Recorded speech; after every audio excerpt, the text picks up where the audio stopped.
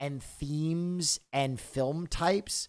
Like you have kind of a John Wick Fight Club arc in the movie, which is very strange. And then you have like a bicycle thief kind of motif. And then you also have like grieving characters connecting in almost like just like a straight up drama way.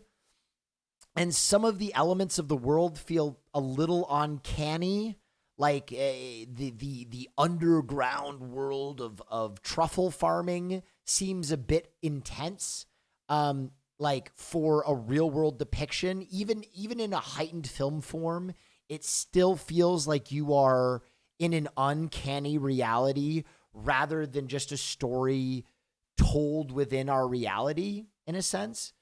But again, these are my things where I'm being a little critical, but I think that is the point of a critic. There are some people I respect who think this is the best film made in years. Red Letter Media called this the best film since Witch, which I thought was a very interesting take, seeing as though they're such different projects to compare the excitement of one over the other. But I really respect Red Letter, and I really like what they do.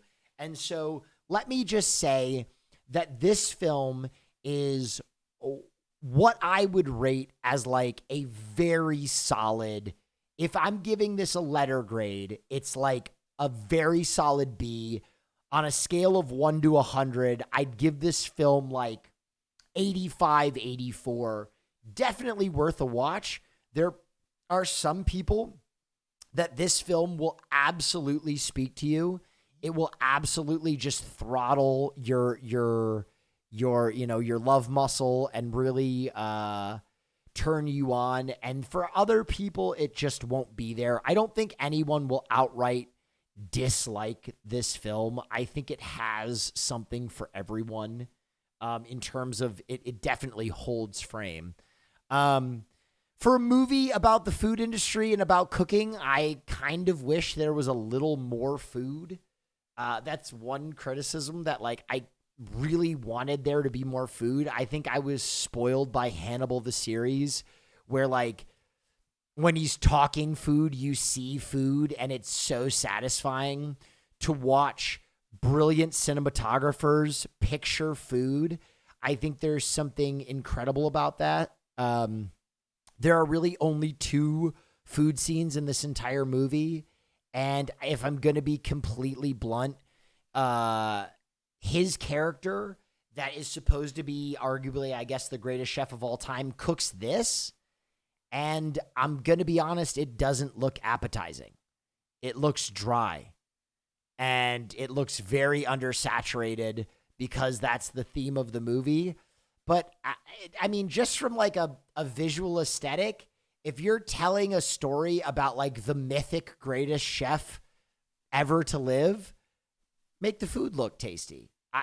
Again, this is very nitpicky because the film is gorgeous.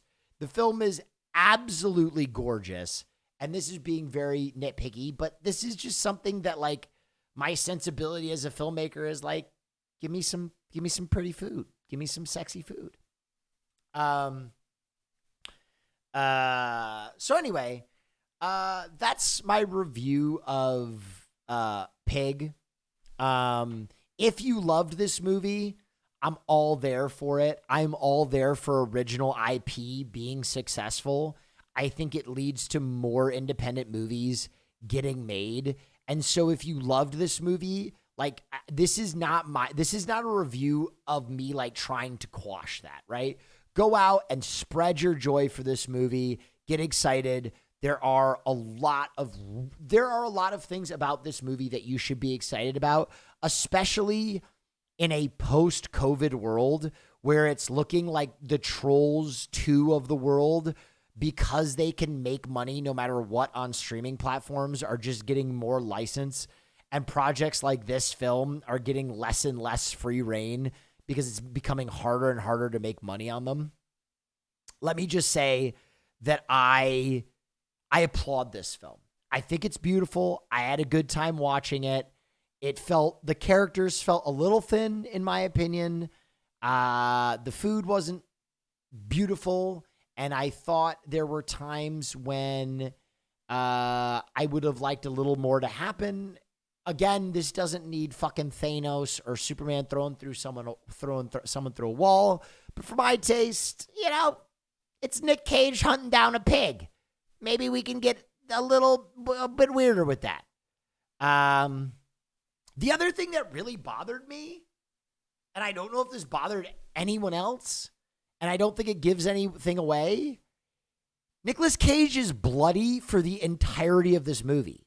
And it takes place over the course of like 5 days. And he's just bloody. Even when he's cooking this meal, he is so dirty and bloody to the point where I'm like, I would never eat that. I would never eat that food if a dirty, bloody, homeless Nicolas Cage handed me this food. And maybe I'm just too stupid and it was like another visual motif for grief. I don't know, probably. But it just felt like a strange choice. Anyway, again, if you enjoyed this movie, I'm all there for it. I give Pig an 84 out of 100. I really enjoyed it. I think you should go see it. And I hope we get more films like it. That is the review. The next review I will be doing is Green Knight. I'll see it soon. I'll let you know how it goes. And then someone during the course of my review asked if I would ever do a review with Red Letter Media. Absolutely. Fucking adore those guys. Their review on the remake of Black Christmas is like one of my favorite reviews ever. I was howling. They make one point where they're like, this feels like a horror movie directed by Lisa Simpson. Beautiful. Fucking brilliant. Yeah, I would absolutely love to do a project with those guys sometime. Anyway, I'm turning alerts back on. I hope you enjoyed that. That is a little bit of YouTube content. I've been trying to give more focus to the YouTube content so that the people who missed the stream watch The Empty Man based on you bringing it up on stream. Oh, yeah. I really enjoyed it. Nice. Appreciate the recommendations. All right. Tino's loved Empty Man, dude. I loved Empty Man. For those of you who haven't seen Empty Man is not for everyone.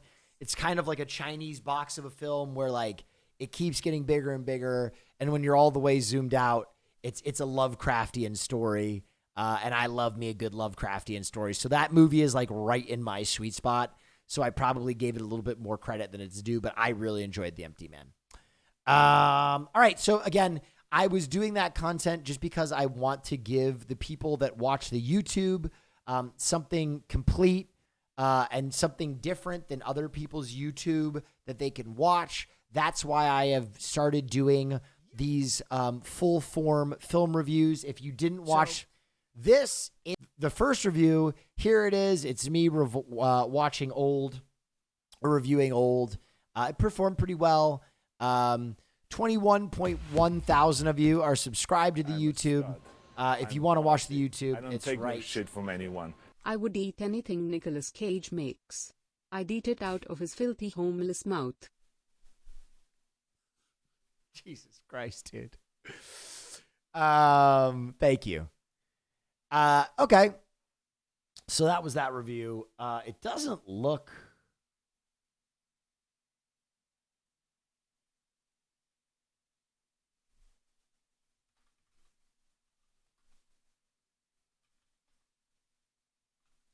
I'm a stud. Who are they playing I'm Friday the ballsy. 13th I don't with? take no shit from anyone. Recently decided on film as my college major. Wish me luck.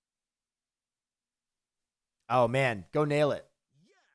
Who are they playing Friday the 13th with?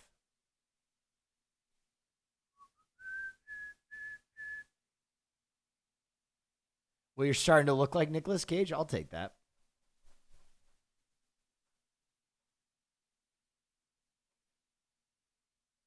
With Aiden and friends? Oh, Lord. Oh, Lord in heaven.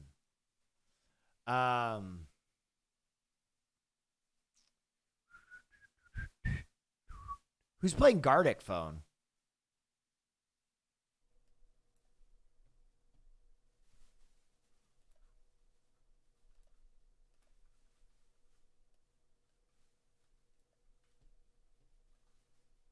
It's pretty good. It's pretty good. Will! Wait, why is your partner thing not showing? Who you playing with? I'm playing with... it's actually a full lobby right now. I don't know anyone. Well, I know of them, but I've never had a full conversation with anyone in this lobby besides Ludwig and Charlie. But Ludwig invited me to a group with Saikuno and What Lily the hell? and Whoa, this is Broden so good. and Autumn and Aria. Wait, maybe it's not full. Are we full? I feel like someone's missing. No, we're full. Aww. If you need one later, okay. Well, I will. Oh god. I got something nice and Among sweet Us. and simple for one. I got left out. Anyway, I might just react to some shit. I might just be old reaction Andy and then see if I can join that later. To be fair, I didn't get left out. I was doing a film night for you guys. I heard you loud and clear. Listen, the requests of our community are always going to outweigh what I want to do. And so many people loud and clear were like, can we get a film night earlier? I did a film night earlier. I'm a stud. So I'm ballsy. I don't take no shit from anyone. Did you get a chance to check out Gangs of Wasseypur? I haven't watched Gangs of Wasseypur yet. I'm doing my best stud. to catch up on movies. Ballsy. I don't take I've no been shit watching from requests, anyone. but I'm way behind. Thank you so much for introducing me to Wicked City. I have watching/listening since. Have any other projects that incorporate anime and music to recommend in a similar fashion?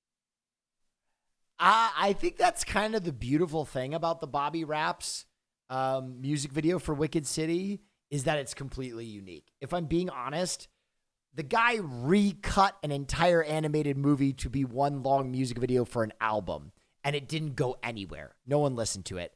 I don't think there are many projects like that.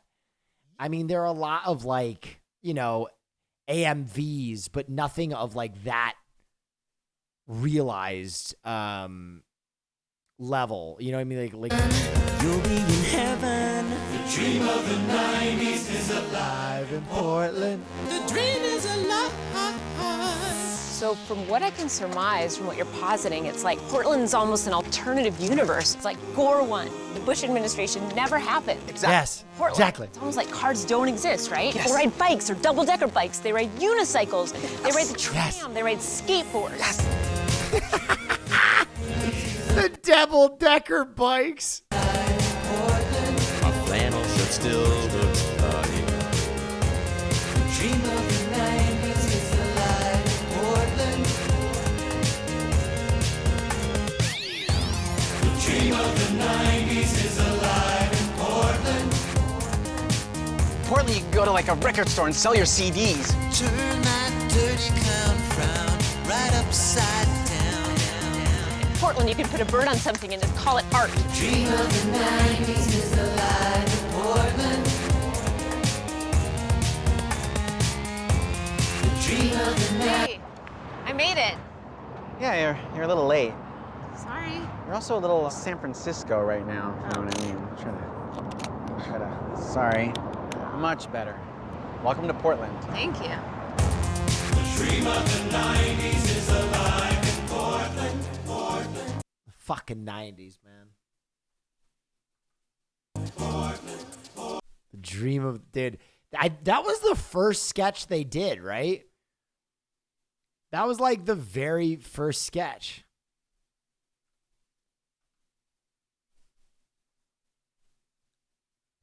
Kind of rules. I'm all tuned up on Zima. Have you ever watched Ethan Hawke's short TED Talk on creativity? I haven't. Ethan, the actor?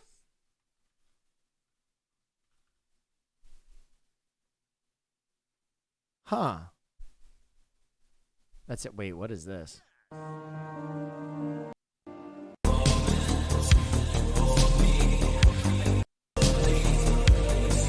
Oh my God. This is a new retro wave song set to The New Girl. Oh my God, bro.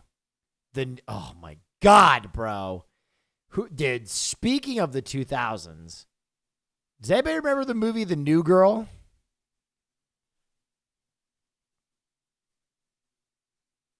Misha Cuthbert, like, helped me discover my sexuality. Like, that shit imprinted hard.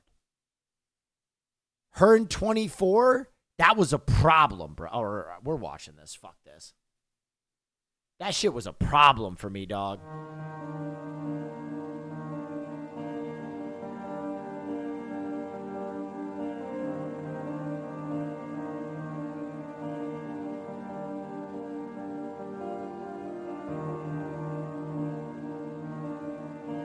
Sheesh! That is a problem for me, fam.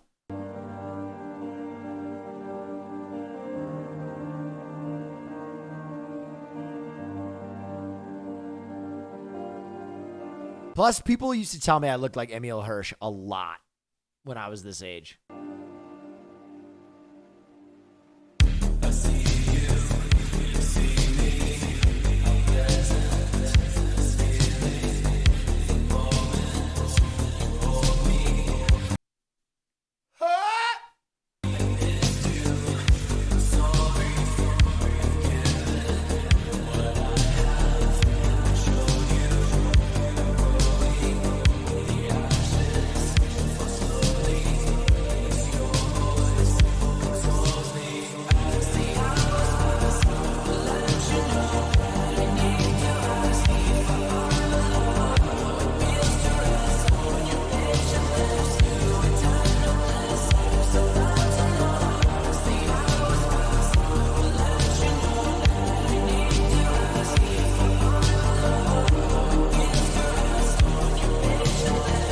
Do not come.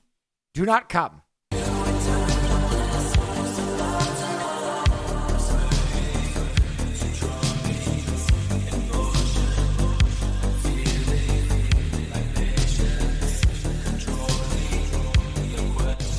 Now I want to watch this movie. Is this on Amazon Prime? Holy smokes. You don't understand how formative this movie was in my young development. I'm checking. I'm checking now. Checking now. Checking now. I'm checking now. Checking now. We're checking now. Run background scan. Engage backdoor. Running background scan analytics. Enhancing. Enhancing. Enhance. It's not there. I'm crushed. Life is over. Life is cruel. Back to the music video.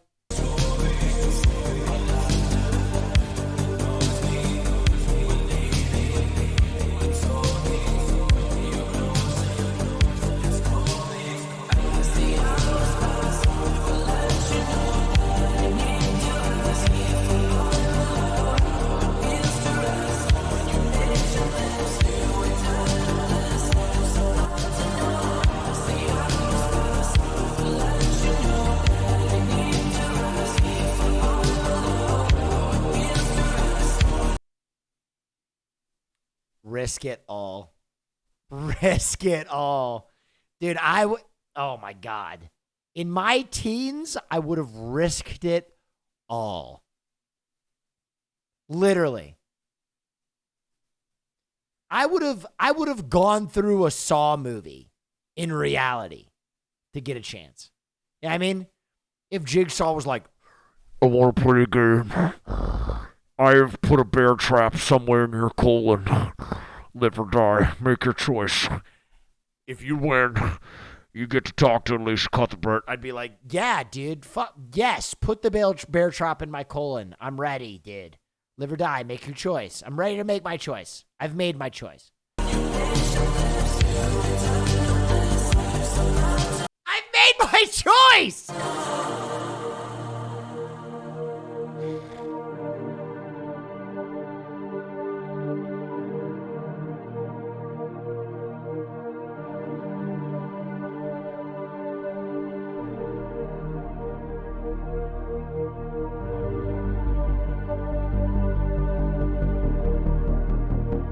By the way, did you see Carter's Juggalo makeup from last night? No.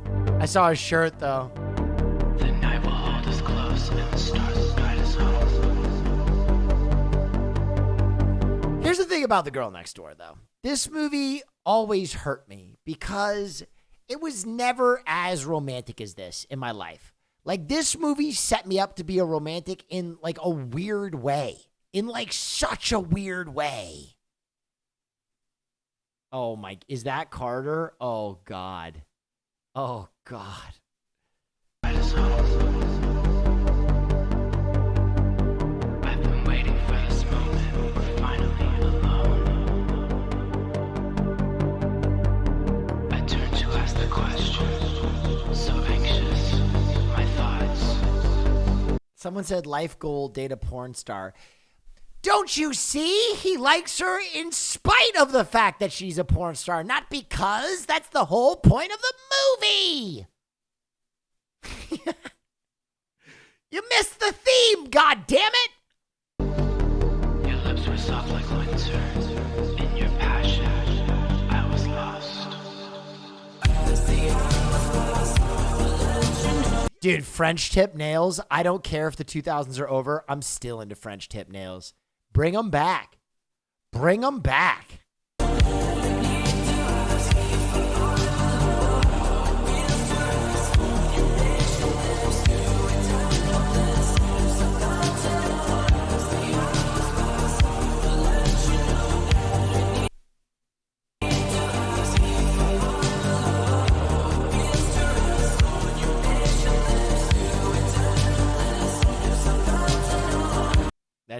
That champagne bottle couldn't have been timed better.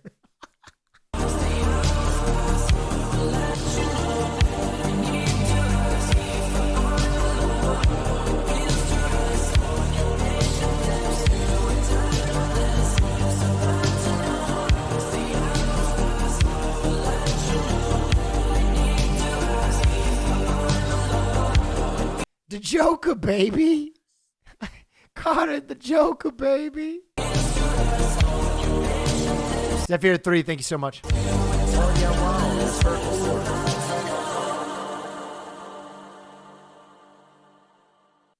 Jesus.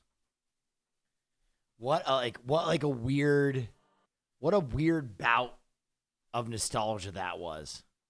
That was like some intense nostalgia. What about this music video from the Midnight, Jennifer Connelly? Oh, fudge me up, man. What movie is this from again? Where she rides the little mechanical animal for like a little too long? Someone help me. What's the name of this movie?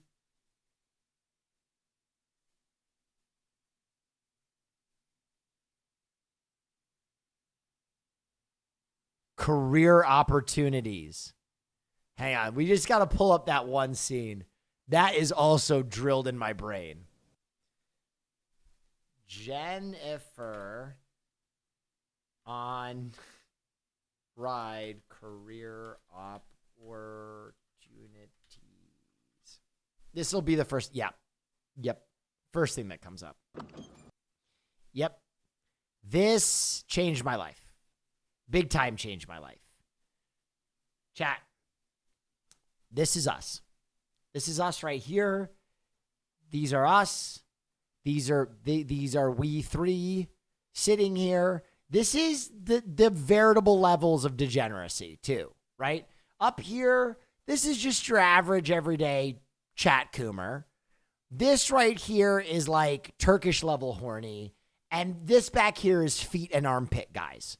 Okay? These are the veritable levels of degeneracy. And then we can watch the content now.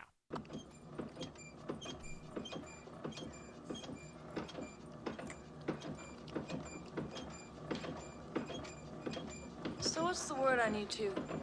Are you married? Obviously you're hack crooks if you can't pull off a discount store job. What were you planning to steal? A little hairspray? Sorry. Oh yeah, wow, that's very cool. Lady, you got a job? No. Well, then don't knock ours. Crime isn't a job, it's a sickness.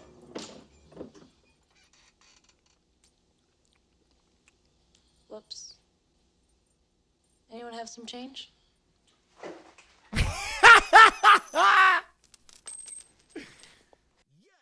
Yo, by the way, dead ass, for all the hot tub streamers, this is the next meta. Go out, forget the fucking pool noodles, man. Go get one of these defunct rides from out in front of a fucking Rite Aid. Put a quarter in it. That's the new meta. Traffic go brrr. I don't know what it is. Something about this thing. Okay? There's like nostalgia and all sorts of weirdness just tied in there. Here, let's watch this video.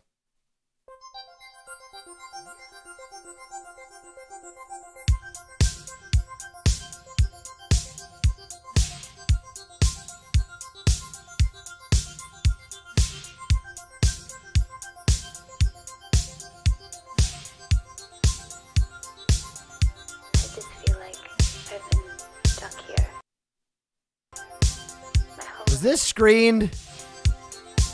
I hope to God this was screened. This song is so good.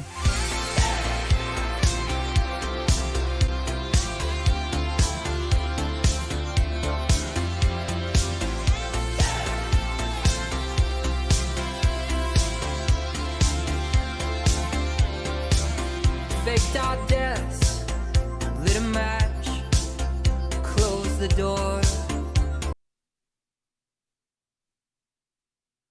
Risk it all. Risk it all. Waited for the flash. Greyhound station, paid in cash. It's Lazarus, we're coming back. They say it's darkest before the dawn. We've been in this town for far too long. They say it's darkest before the dawn. We're moving on, we're moving on, we're moving on. Sunsets, no regrets. First chance, last dance, stuck in the middle. Even bad girls, no good love. You taste so sweet, it hurts a little.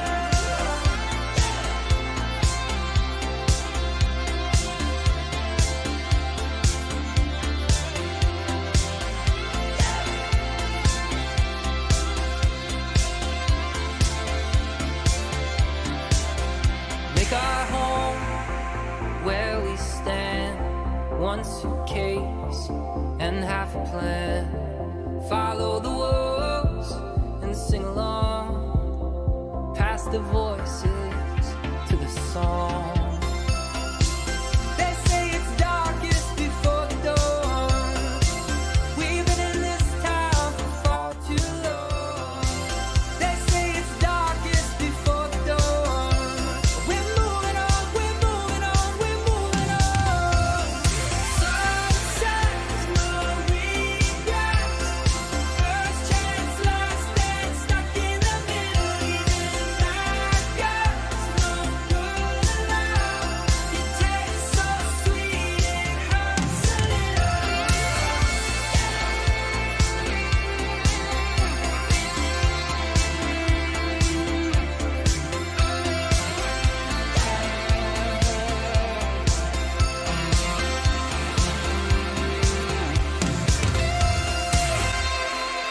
The music is by The Midnight.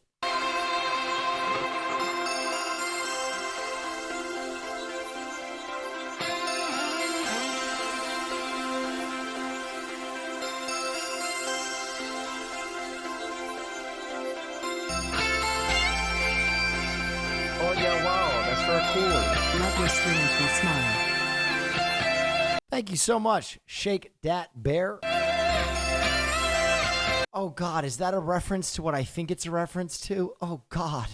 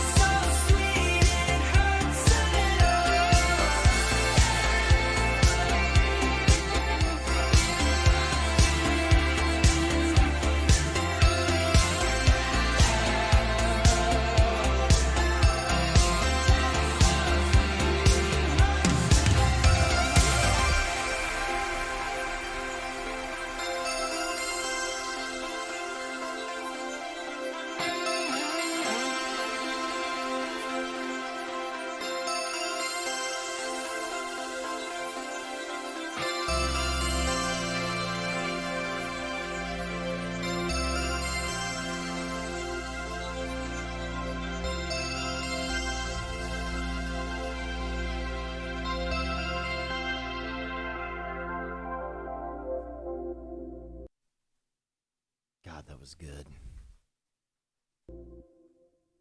That was good. That's from Career Opportunities.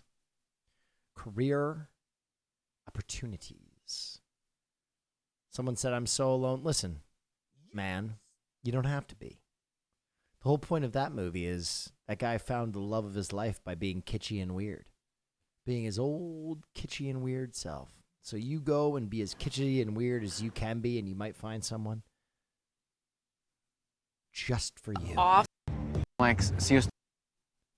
Someone sent me a Portlandia sketch. Let's watch this.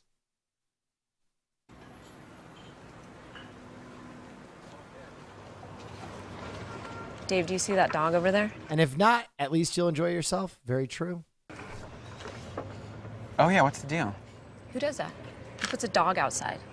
Does that belong to somebody? We gotta ask around. Yeah. Hey, excuse me. Is that your dog? Sir, is that your dog right there? Okay. Hey, guys. We're looking for a dog owner. Looks like a white and brown dog. For real. We got an owner on the dog? Huh? There's an animal tied up to a piece of metal. I'm sure it wasn't born there. How can you guys just sit there eating? If the Titanic was sinking right there, would you just ignore it? While you guys are eating, I will not be able to eat until this is resolved. Hi, have you seen this dog? Are you the owner? You guys seen this? Oh, yeah, wow. That's Guys, very cool. come on. Hello! Is anybody who this dog will not be a big dog in a fight ring. They have given 28 subs in the It's channel. okay. She's upset. Kath is upset. I'll tell you something. We want our iced tea and our orange juice just like you do. He fainted. Oh, poor thing. Where's the waitress? Hey. Ma'am? I mean, we don't really carry dog food. What do you think of fried stuffed olives? A dog portion of it? Okay, I can tell right now that we're gonna want fried stuffed olives. Raised with tomato. I want you to leave off the rosemary. Yeah. Let's get these skillet mussels with drawn butter. Seared, but Are you rare. getting all this? You're not writing anything down. I can remember it. Really? Yeah. What's the second thing we ordered? You ordered the braised meatballs. Gosh, she's good. She's No, good. no, She's good. you're You are very you're good. You know what that dog would say right now to you guys if he could speak? He would say, "Bruh," and "bruh," and "bruh, bruh, bruh." And ask some of the people who work in the kitchen if this dog belongs You to don't really them. bring dogs to work. But maybe one of the dishwashers. You could say something like, "Si ustedes tienen un perro, por favor, vénganse aquí." I mean, que they está speak muriendo." English. The dishwashers? Yeah. Okay. We speak Spanish. We travel a lot. We went to Ecuador. I am really, really sorry for what you're going through. Okay, Come on, please thank set you. it down. Set it Set down it down, immediately. set it down. Immediately. Come here. You know what? He doesn't like it. Take it away. This smells metallic Take it away. to me. No, we don't want the water. please. Metallic. I'm freaking out. Okay. I'm freaking out. Calm Dave. down. Calm down. Calm down. Calm down. You know what we're gonna do? We're gonna let him go. Let it go, please. You're gonna have all kinds of experiences and meet all kinds of dogs. There's some good paths out there. There's one path that goes right up the hillside. It's so pretty you won't even believe it. And when you're thirsty, you can drink from any lake you want. Imagine the biggest lake in the whole world. The ocean. You can just drink the whole thing.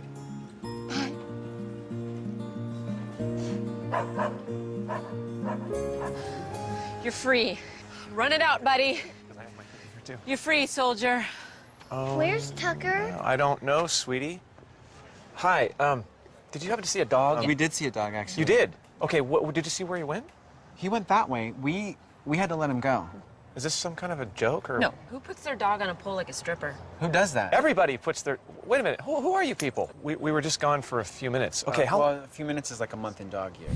We went to get a cookie Okay, we and. took your dog off the pole because it was choking. No, get out of my face. It wasn't in your face. Get out of her face, Wasn't man. She was in.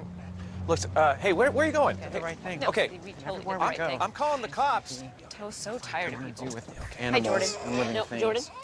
Hey, No, crying for quiet girls. down. This is ridiculous. Let's go. No crying. We don't need to cry, Jordan. So good. I'm not. 2 seconds. I'm gonna make sure my dog's okay. I'm gonna get him a snack. Come on, Father. Like I've been stuck here my whole life. There must be something else out there, waiting, you know, just for us.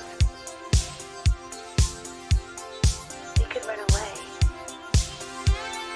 just leave, never look back. I don't even care where we go, just far away from here. I'll come with you.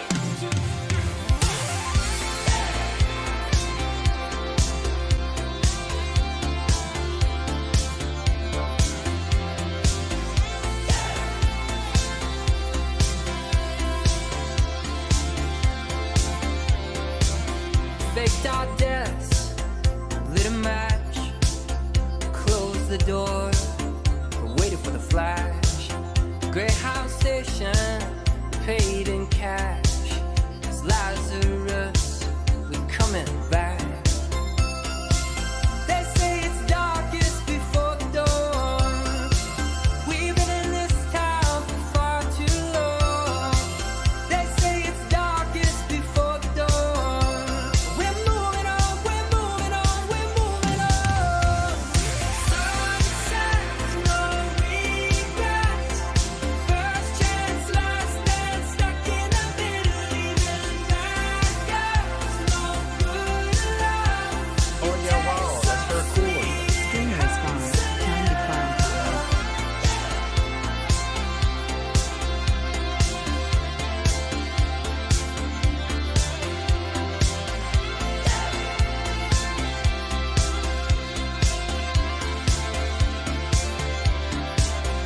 Make our home where we stand. One suitcase and Yeah. Here we go. Yeah.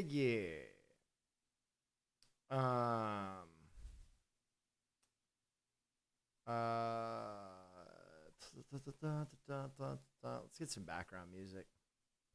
Oh, hell yeah! I'm all tuned up on Zima.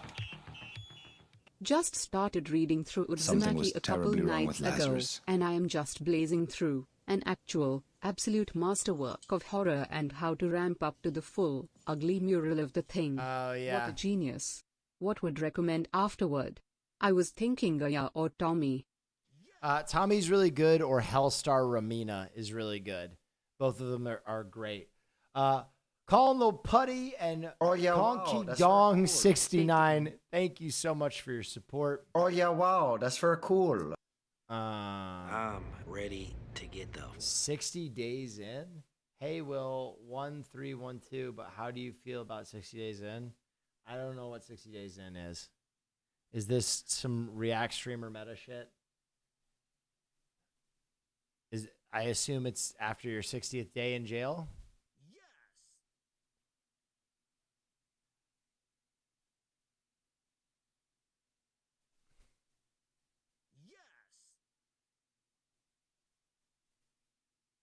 Sunny D's. Thank you. Oh yeah, wow, that's very cool. I'm a stud. Oh? I don't take no shit from anyone. Will, thanks for all the content you provide. I really appreciate you doing what you do. Love you. Thank you. Thank you. I fucking appreciate you. Ultimate chicken plate? Cooking in the forest, new video. Okay. So for those of you who don't know, this is an ASMR cooking channel. I like to do it. And when I watch it, I like to answer questions because the videos are long. So for the next 18 minutes, I'll be answering your questions. Go.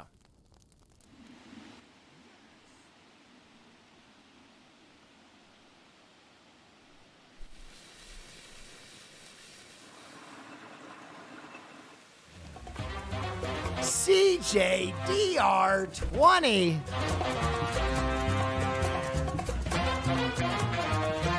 Jordan.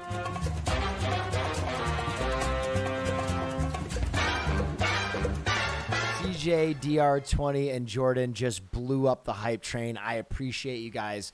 It's support like that that allows me to do this professionally. Shook Soul. My God.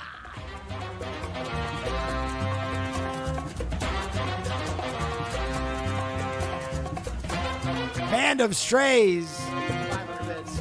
Can you see me, Will? Again. Why is this dude sleeping with his leg in the fire?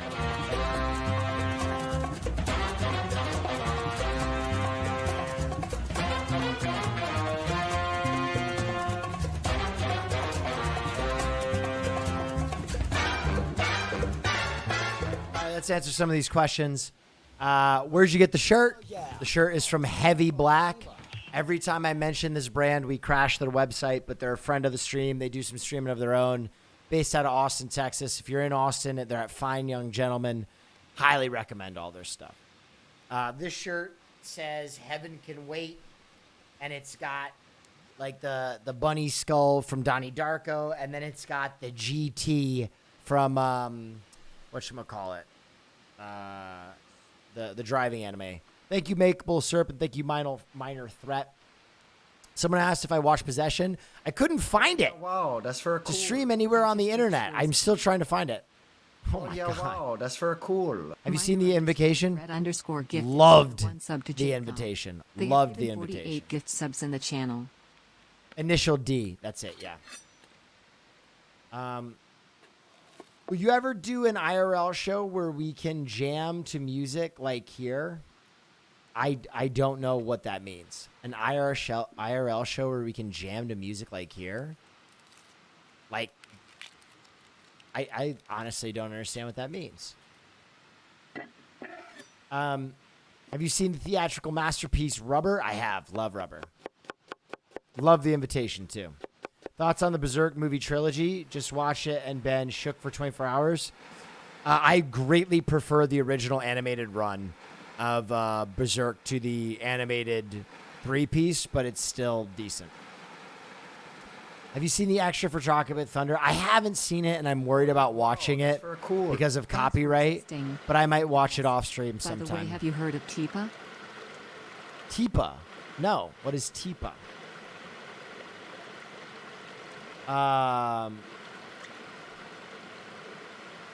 Maybe a live show? Oh, man, it's such a weird time to talk about live shows. Maybe, possibly one day. But if I'm being completely honest, like, Vegas is going to shut down live shows again. Like, LA is basically shut the fuck down. It's a weird time to, consider live shows.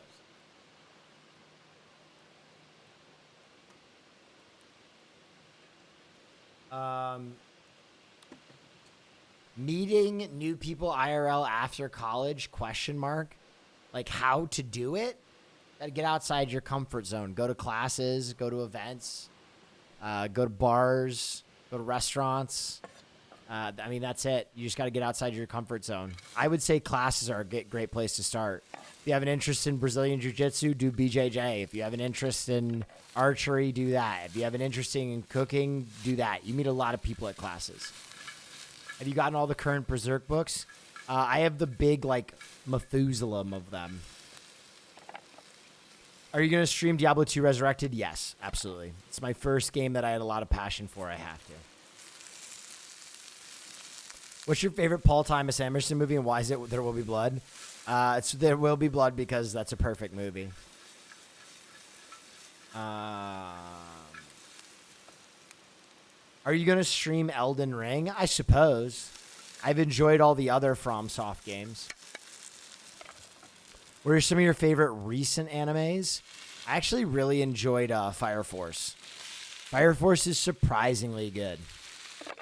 Metal Gear Solid stream, possibly. I'm not gonna lie, guys. I feel like my current stream meta is like so strong that I don't really want to disturb it. The watch parties and like the collaboration games are really good for my skill set, and kind of a bunch of people really enjoy them. So I've thought about creating an alt streaming page just to do like content I care about, like a 12-hour day of League of Legends or Metal Gear Solid, but we'll see. Right now, my time is like my most precious resource. My time is so short, but potentially as I get more time in the future, I would do more content that was just like for me.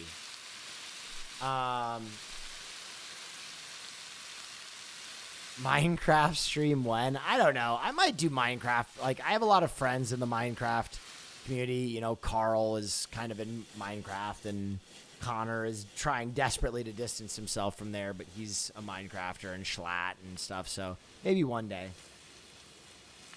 I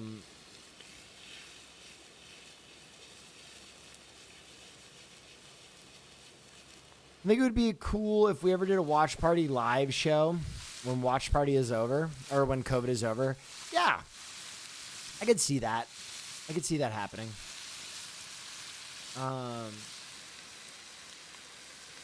Hey, Will, don't know if you will see this, but you're just an awesome man. Love your vibe. You are like a Robin Williams. Keep being you, bro. I really appreciate that. Thank you. It's very nice of you.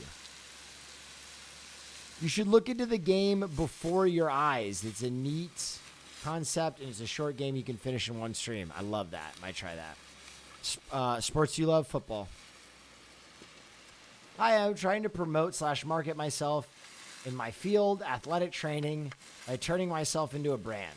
What advice do you have for someone who is starting up in my predicament and wants to increase their networking opportunities? What a specific question.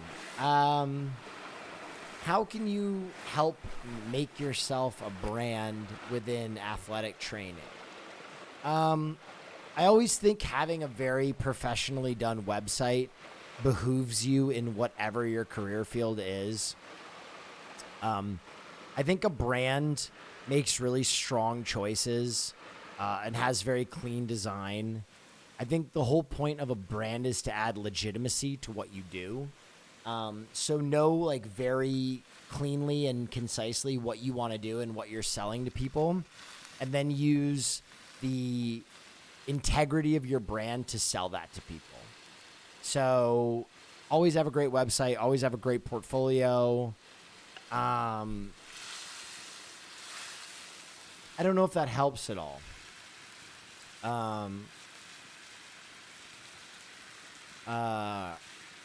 Fitness is such a word of mouth industry. You know what I mean? So always encourage your clients to recommend people. Maybe add some special dispensation for them if they recommend another client, or offer a discount if they're willing to work out with their friend. I think that always helps in fitness. It's pretty dead on as a graphic designer. Thank you. Appreciate that. Hey, man. I'm a film worker, and I love your streams. Trying to move into producing. Would love to teach film school if you ever want to learn about the production side. Keep it popping, my dude. I would love that. I think eventually the stream will move into a place where we have film people on to just talk about film. But you know, as of now, I think while the stream is still like proselytizing people to watch, I think I have to keep things a little like generic in terms of creating a product that even layman's can enjoy. But on a long enough timeline, one of my dreams is to establish a film school scholarship. I certainly don't make enough money to do this yet.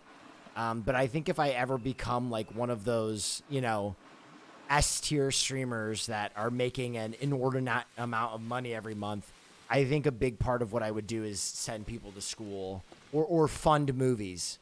You know, because I don't know if film school is necessarily as beneficial as I would hope it to be. And perhaps my love letter to the world is funding other people's movies. But Hemiosis, thank you so much. That's for cool. Much love, dude. Thank you so much. Will the Jets ever reach the greatness of Rex Ryan era again?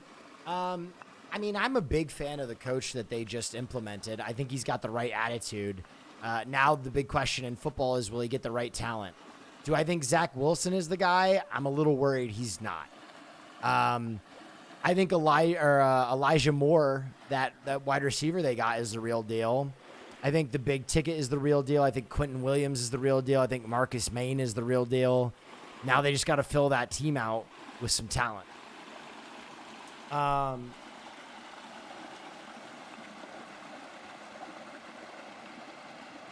Is just doing cooking streams now Sag? No cap feels bad, man. Yeah, I do the cooking stream on the weekends. What are some important qualities you think make a good or great streamer? Dedication, spontaneity, quickness, like mental quickness, the ability to multitask. Basically, you have to be ADHD to be a streamer, in my opinion. I would say that the overwhelming majority of streamers are ADHD. It's just our field. It's just like where we excel.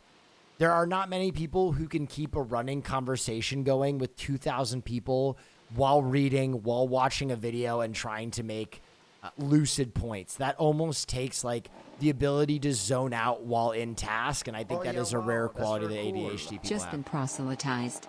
Ooh, hell yeah. ATLS Music. Thank you so much. Thoughts on Mr. Robot? Love the first season. You gonna watch the new Candyman? Fuck yes. Are you kidding me? You can't. Wild horses couldn't keep me from that movie.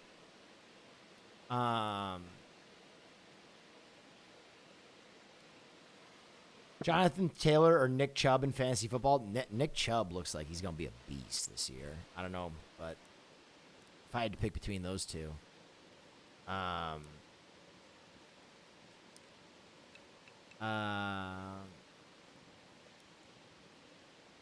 do you like the ending of Mr. Robot? Can't say. I've never seen it. You gonna watch the new Suicide Squad? Yeah, but kind of just by the nature of the beast that I work on Twitch and I work for G4 and people will make me watch it. The reviews apparently are good. So, you know, who knows? But my confidence level in DC is always shot. It's not saying that they don't have good projects, but they've made a lot of stinkers.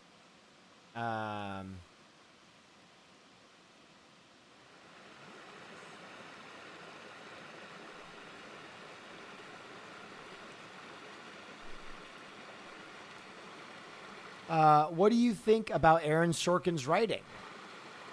People seem to either love it or hate it. No middle ground. I am going to keep it 100 with you. I think Aaron Sorkin tries to put too many words in his script. I'm not a huge fan of like the I would call it machine gun wit that he puts in his movies and projects, right? It's like machine gun wit.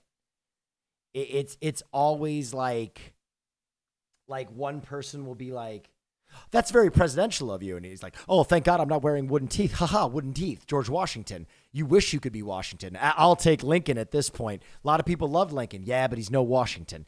$5 bills, no slouch. You know what I mean? Like, it's just like so, and like no one speaks like that. It's like so fucking uncomfortably brilliant and so fast. That was actually insane Sorkin for me improvising that. That literally could have been in one of his projects and no one would have batted an eye.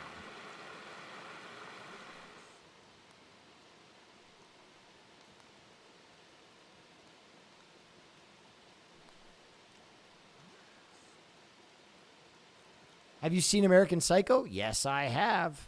I think American Psycho is on Amazon Prime. We could watch that one time. American Psycho is a tremendous film. I think it gets misinterpreted quite a bit. I think a lot of people like it for the wrong reason. I think there are a lot of frat boys who are like, haha, that dude just fucked 2 girls and put a coat hanger in one's butthole. That's fucking cool, dude. And they like miss the entire point of the movie, which gives me pause about showing that film, but it's a tremendous film.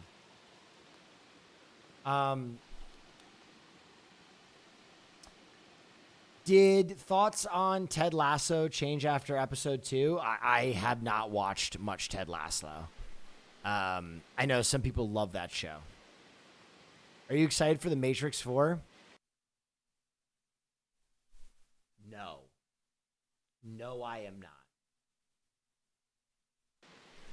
I'm going to be real with you. I don't know why anyone is excited for The Matrix 4. For my money, The Matrix had 2 good films. The Matrix and The Animatrix. The Matrix and The Animatrix are fucking amazing. Reloaded and Revolutions are bad movies. Bad films. I'm sorry. The Matrix is one of my favorite movies ever. The Matrix is one of the most incredible pieces of art ever made. Full stop, full period. It is two trans women's unconscious analysis of what it means to feel out of your skin in a society that feels like it is the machination of a dead god. It's perfect. It is kind of like a Pollock painting for being trans, meditated and expressed through an action movie. Brilliant. Fucking brilliant. The other two movies, dog shit. Real bad. Terrible. Nonsense. And I'm going to be honest, the rest of the Wachowski projects are bad too. Cloud Atlas is bad. So I don't know why people, it's like the M. Night Shyamalan thing, right? It's like everybody managed to get themselves excited for Old when the trajectory of that man's career has been like Sixth Sense, yes, Unbreakable, woo, Lady in the Water, oh, The Village, whoa, Avatar, whoa. And for some reason, we get ourselves jacked up. Did you see the trailers for fucking Old? Terrible. Terrible. And for some reason, we're like so desperate for content or IP that we used to enjoy that we're like, fucking Matrix 4! All the actors are in their late 50s. They're perfect for an action movie. When it's going to be like Rambo 6, dude. It's going to be like Rambo 6. It's just sad, man. Oh, shit. Hey, everybody. We were just watching some ASMR cooking videos and discussing if we were excited for The Matrix Part 4 or not. By the way, if you don't know who I am, I'm WillNeff. Thank you, Lud. Wow. Snap that shit off. Thank you, Raiders. Hope you had fun with Lud tonight. I was just telling people I am not excited for The Matrix 4. I'll catch you up. I think The Matrix is one of the great films of all time. I think it is one of the great action movies. I think in terms of artistic achievement, it is the profound, like, subconscious work of two trans women realizing that they don't belong in a world that I said behaves like the machinations of a dead god. And so it's tremendous. And then I thought the other two Matrix movies were kind of really not great. I thought the Animatrix was awesome. And I was just saying, it's always interesting, like, no matter how many bad iterations of a film people suffer, if it is from a good IP, like, people just always boost themselves up, right? I said it's like Rambo, right? The first two Rambos are great, but no matter how many shitty Rambos happen, people are like, this Rambo is going to be different. Yo, Terminator. Exactly. Terminator has two good movies. But no matter how many shitty Terminators get released, people are like, T-12? Dude, the robot he's fighting, it's now a girl and it can go liquid, but it also can do machine gun stuff. And they brought back the original actress who's like 60 years old now. Fuck yeah. And then it's terrible, and we surprised Pikachu, right? When Matrix 4 is bad, everybody is going to surprise Pikachu. What? Matrix 4 was bad? What? What? It's almost like the Wachowskis haven't been making bad movies for the last 15 years. What? Cloud Atlas was almost a movie. What? I can't believe it. You're kidding me. Anyway, thanks for joining me, Raiders. You're deep in my nuance. You're deep in my stun lock right now. I like to watch this ASMR cooking channel that takes place out in the woods while I answer questions. So for those of you who just getting here, you can ask me anything you want. If you don't know who I am, I specialize in film, but you can really ask me whatever the fuck you want. Hell yeah! And I'll do my best to answer Tuned it. up on Zima. This man just cracking garlic bulbs. Is it going to be a movie night tonight? We already did a movie. We watched Tropic Thunder tonight. A lot of people in the community were like, we want an earlier movie night. Do an earlier movie night. And so I did an earlier movie night. Favorite beer, Heavenly Hef or Hoegaarden? Hell yeah! I'm all tuned up on Zima. New Back for Blood beta is live. Oh, yeah. I might play some Back for Blood with Carter tonight.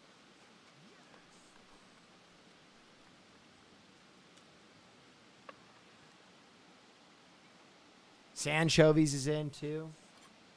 Wait, releases at the the 5th at noon, so tomorrow? Wait, so is it out or not?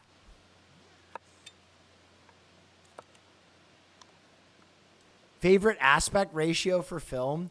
Well, a strange question. I think this aspect ratio, 10, like the one that we consume things in now, is probably the best. It works best for screens. I think it really depends on the project, in my opinion. I'm really trying to improve my video making skills. Do you do video reviews? I do video reviews. 16:9? Yeah. Will a Green Knight review be coming? Yes, it will be. I haven't watched it yet. I've heard very mixed things. Favorite dish to cook? Probably chicken shawarma. Any interest on any of the Hitchcock films on Prime? Maybe. Like Psycho would be sick, but I don't know if the younger audience would be deep into that. Cash App Film Contest when? We have some announcements coming, boys. I've told you there are some announcements coming. We got cool stuff coming down the pipe. Be patient. Don't listen. I am working 20 hours a day. There's shit coming down the pipe, y'all. Don't you worry. It's just a lot of this shit on a corporate level takes time, baby. It takes time. Thoughts on Dune? I'm excited. I'm very excited.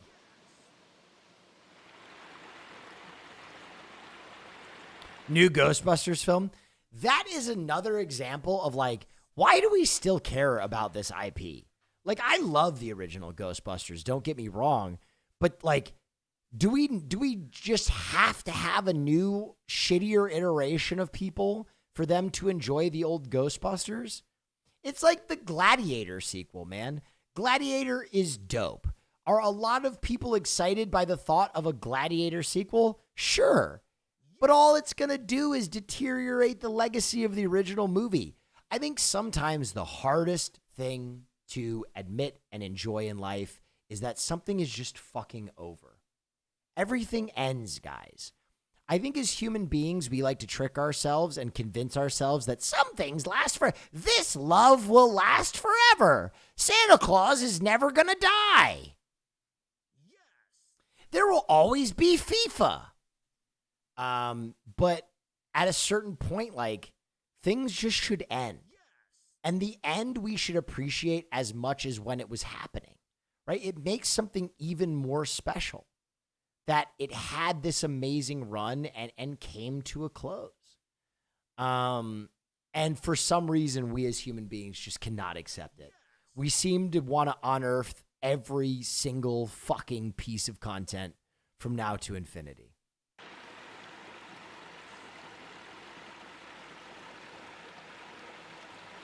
What are your thoughts on the new Lord of the Rings series? Do you feel the same way? I have no idea about the new Lord of the Rings series.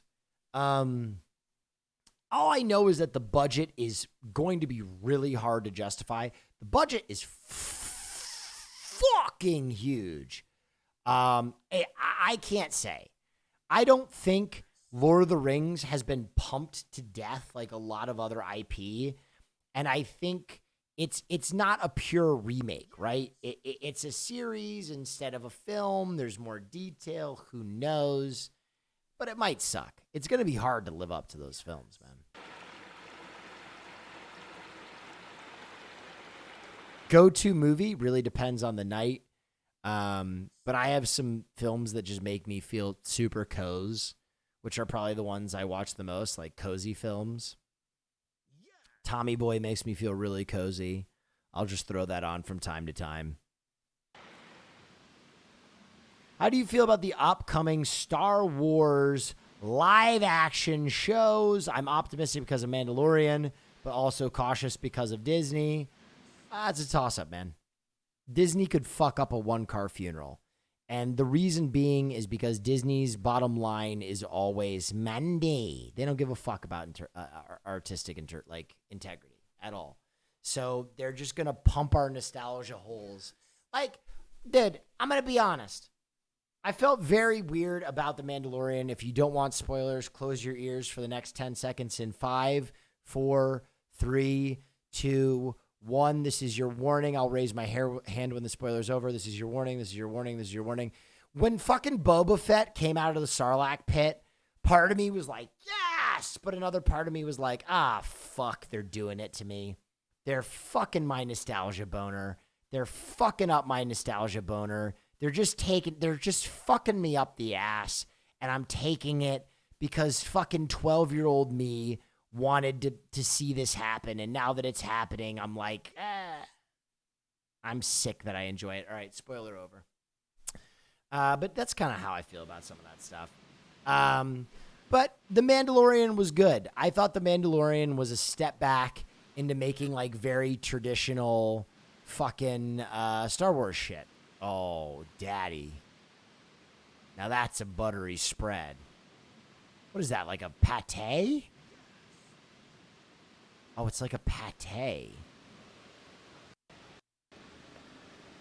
I'm not going to lie. This dude usually makes really delicious looking shit. That was so not delicious. We're watching another one.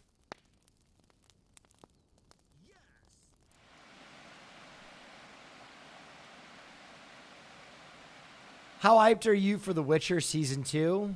Not at all. I thought The Witcher Season 1 was bad. I love me some Henry Cavill. He's gorgeous. I just maybe don't understand him as an actor.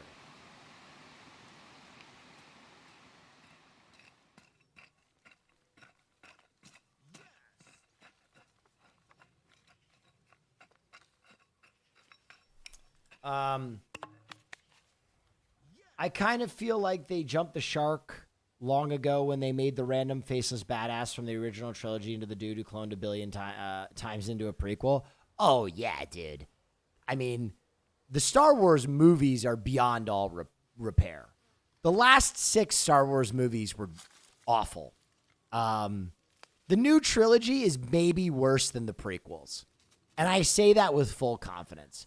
The new Star Wars trilogy is one of the worst pieces of dog shit I've ever had to endure. Rogue One is Pog. I didn't mention Rogue One. Rogue One was pretty good. I didn't hate Rogue One. I enjoyed it, but it was like a very separate story from like the rest of the Star Wars universe. Down to the fact that like, you know, Darth Vader wasn't even supposed to make an appearance. Like they put him in after the fact.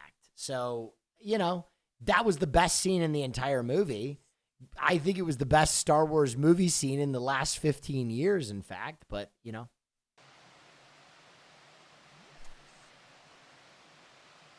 I'd love to hear your take on Taboo with Tom Hardy. I'd love it if they finished that fucking show. They did 1 season and just fucking walked. I can't even rightly say. Just like a bunch of unfinished plot lines. What do you think about The Last Jedi? Which piece of dog shit was The Last Jedi? Last Jedi. Oh, it was this piece of dog shit. Was that the second piece of dog shit or the third piece of dog shit? The second one, I think it's the worst Star Wars movie ever made. Actually, the third one was the worst Star Wars movie ever made. It was a total piece of dog shit, though.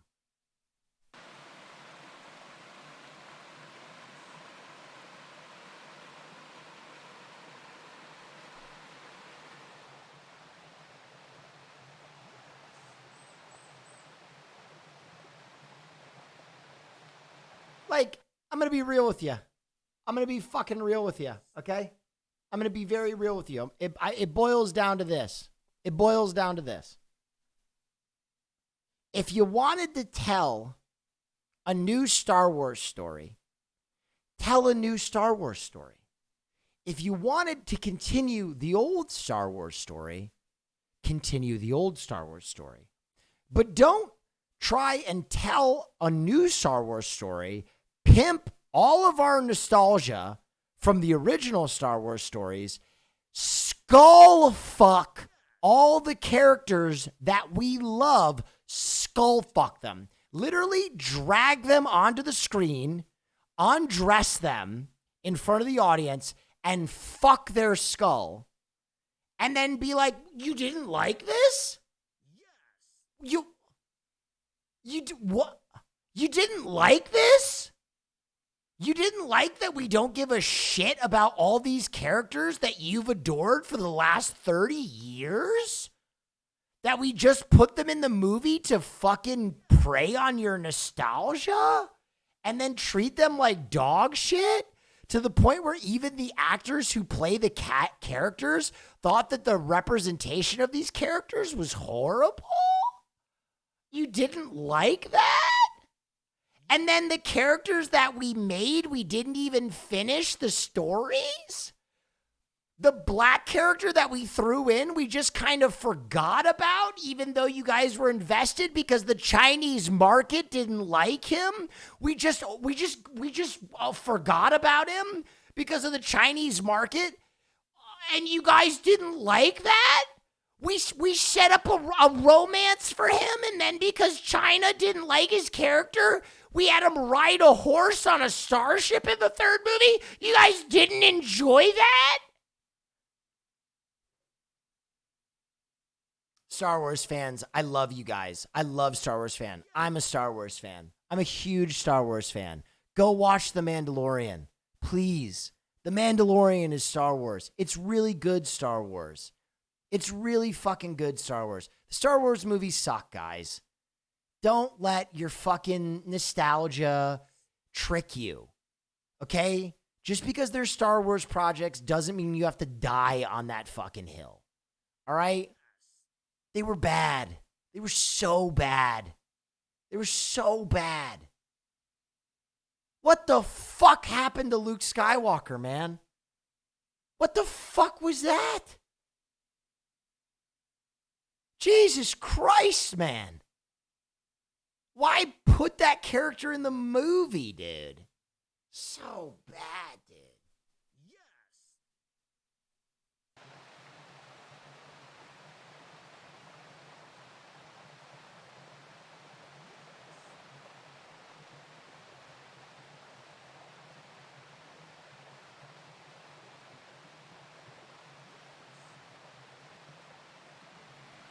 I don't know. Some people love those Star Wars movies. It's so confusing to me.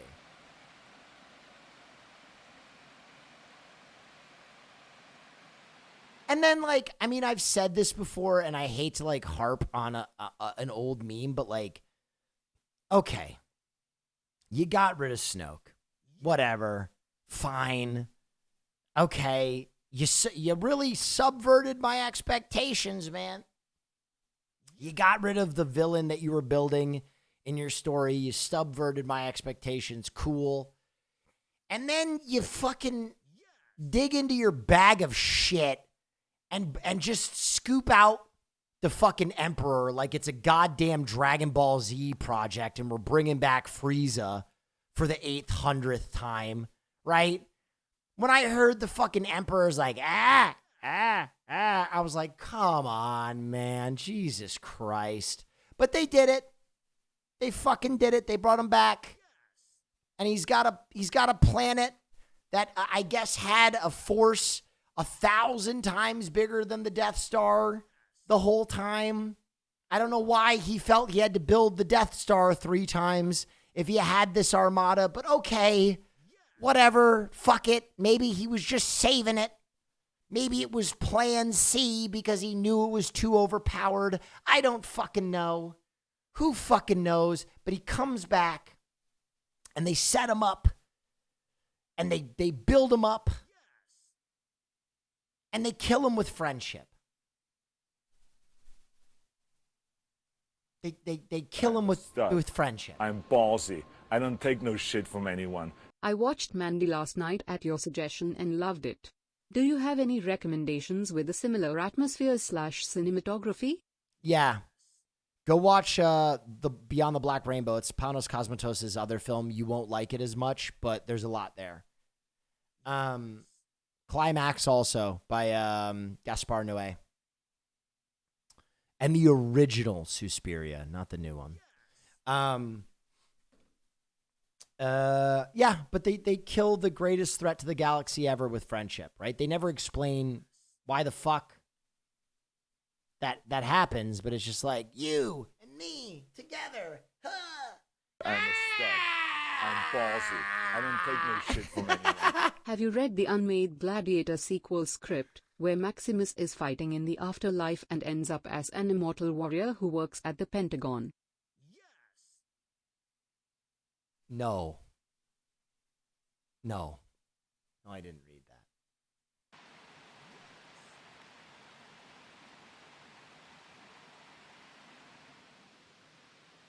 that. I'm a stud. Who do you like better, Ballsy. Jason Bourne or John Wick? I don't take no shit from anyone. News dropped today that the first season of Lord of the Rings series is 20 episodes. Big sick. fog. That's sick. The first Jason Bourne is awesome. In fact, I think the first Jason Bourne, it's based on the editing style of a movie called Run, Lola, Run.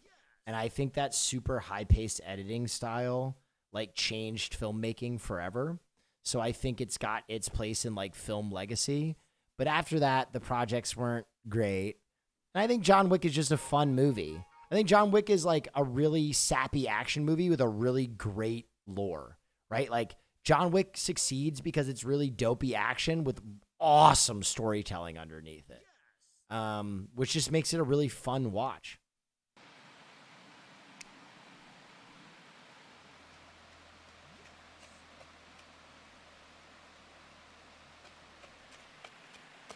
Dopey? Yeah, it's dopey, dude. It's fucking dopey. A man killed half of New York City because his dog got killed. It's a little dopey. But the story is but it's well written, and like the world of assassins is really cool, and I want to see the other assassins, and I want to know like what happens in the hotel, and I want to know like who the Baba Yaga was and all that shit. You know what I mean? It's interesting. Like, it's a good, guys, don't get me wrong, it's a good movie, but it knows what it is. It's like a throwback to like 90s action, man. It's a throwback to fucking Schwarzenegger films. Like, you have to understand that. Come on.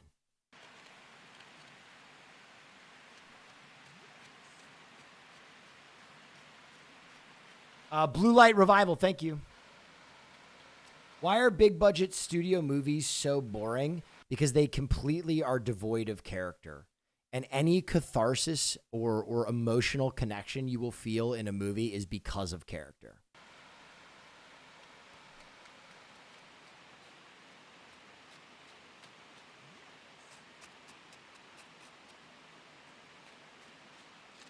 Do you like Mank? I haven't watched Mank yet. Have you seen Kevin Can Go Fuck Himself? It's like a drama masquerading as an old school sitcom. I gotta check it out. I've seen posters for it in Los Angeles.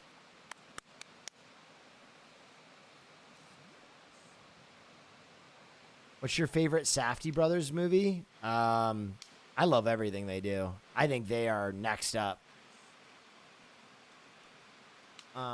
Thoughts on 28 Days Later? Man, 28 Days Later is that piff, bro. 28 Days Later is like, I don't think there will ever be another zombie project as good. I think 28 Days Later, like, heavily influenced, like, the zombie wave, man. It gave us fast zombies, bro. Like, that was it. Fast zombies started there, bro. It's such a good fucking movie. You think The Last of Us is as good as 28 Days Later? Yes. I disagree. I think Last of Us is very good, but 28 Days Later I think is like one of the 100 best films of all time.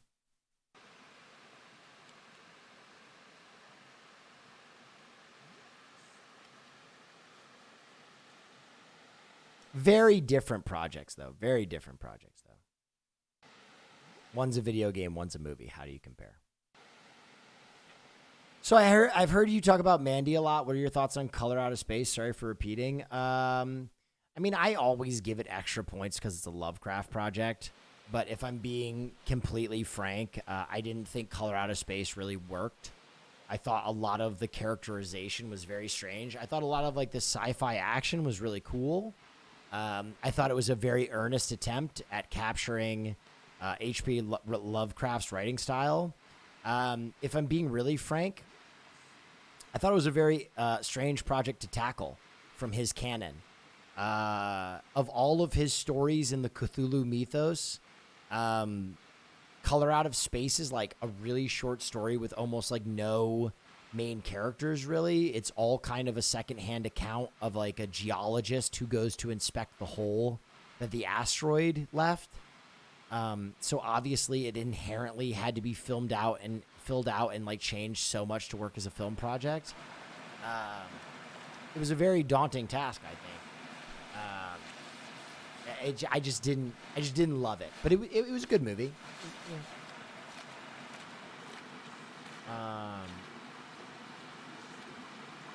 What are you watching, Will? I'm watching an anarcho-primitive cooking stream that I usually watch when I answer questions.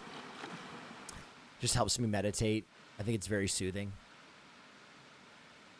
Favorite storytelling in a video game? Metal Gear Solid, probably. I think Metal Gear Solid rips. I'm gonna be really honest with you. Recently, I don't know if it's just getting older. Hell yeah. I'm all tuned It's getting harder and harder for me to play single-player games buys a dildo, and to it is get into considered them. Mischievous.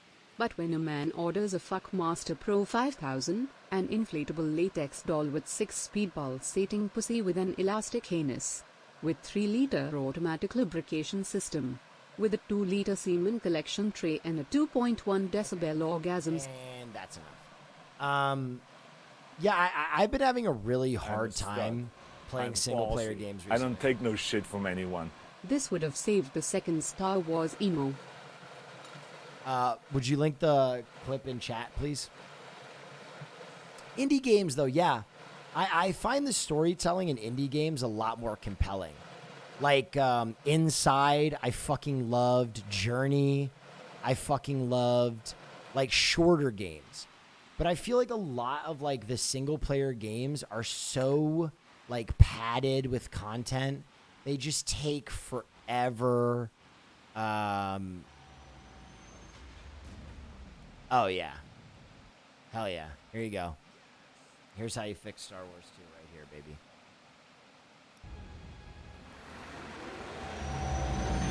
Oh yeah, wow, that's very cool. Do you think Dune will be good? I think it could be good. It looks really pretty. Someone said Red Dead Redemption 2. I'm trying to get into Red Dead Redemption 2. I'm like 15 hours in, and I like it. But like I don't feel like that burning desire to like blast through it. And it's like a very ambient project, and it's like very calming, and it's beautiful, and I appreciate that it's a fucking brilliant game. Thoughts on what dreams may come. Also, if you haven't played Enter the Gungeon, you may enjoy it. Oh, I love Enter the Gungeon. Enter the Gungeon is insane. But I'm still trying to get in to Red Dead Redemption 2. Witcher 3, I loved Witcher 3, but Witcher 3 is like, what, 5 years old now? I can't remember the last, like, major industry single-player game where I was like, fuck yeah, I love this. Get into Chrono Trigger? Bro, that game is 30 years old. I was talking about that. You guys know The Completionist? I was talking to The Completionist today about Chrono Trigger and why we'll probably never get another Chrono Trigger. Because the guy who animated Dragon Ball Z owns the right to the art. If so, what's your favorite Pixar movie? Mine's Worldwide People Happy. Favorite animated movie? I mean, Akira, but out of that canon, I really like Up. I'm going to be honest, I've never enjoyed a Uncharted game. I've tried. I bought all the Uncharted I'm a collections. stud. I just couldn't I'm ballsy. I care don't about take no shit anything from that was anyone. happening. Have you tried the Yakuza series? It's been the most fun I've had in single player. I actually really liked although admittedly Yakuza. it's kinda messy at times. Yakuza was fun just because it had like a lot of like really interesting things going on. I liked Yakuza. I didn't get through it though, but I liked it. Divinity Original Sin 2 was great. Yes, but that's not a single player game. I played that with my friends and it was fucking incredible. Divinity Original Sin 2 is like one of my favorite games of all time, but play it with your friends. If you have the option to play it with your friends, play it with your fucking friends. For sure. Have you tried Mass Effect? Yeah, I loved the first Mass Effect. I thought the first Mass Effect was a perfect game, but how long ago did that happen?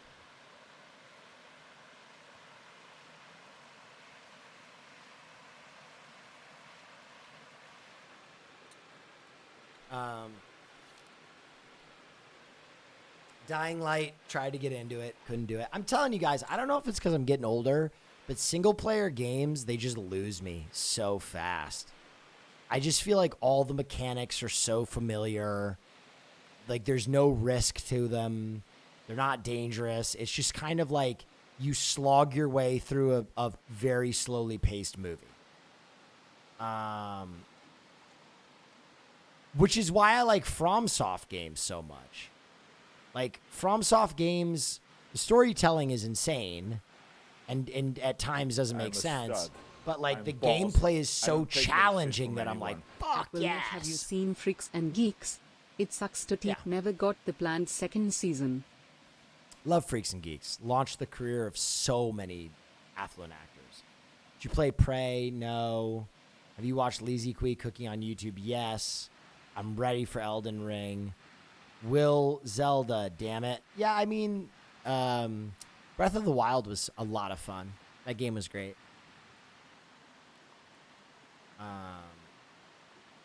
Your Owl Father stream was pog as fuck. Man, I loved that stream. I fucking just drilled down. Guys, my story with Sekiro was incredible. I broke my controller the first night during COVID, and I went out during the lockdown to buy a controller and came back and was like, I will beat this game.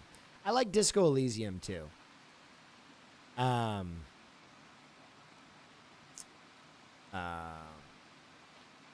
would you rank all the FromSoft games? Sekiro is the best one. Sekiro fucking slaps. To be honest, I'm disappointed he didn't brine the chicken. That's that way to do it, Timo. Have you watched The Expanse? Not yet. Doom Eternal is a good game if you want a non-story heavy game. I liked Doom. I played it. I enjoyed it. I liked how chaotic the gameplay was. I don't know. It was good.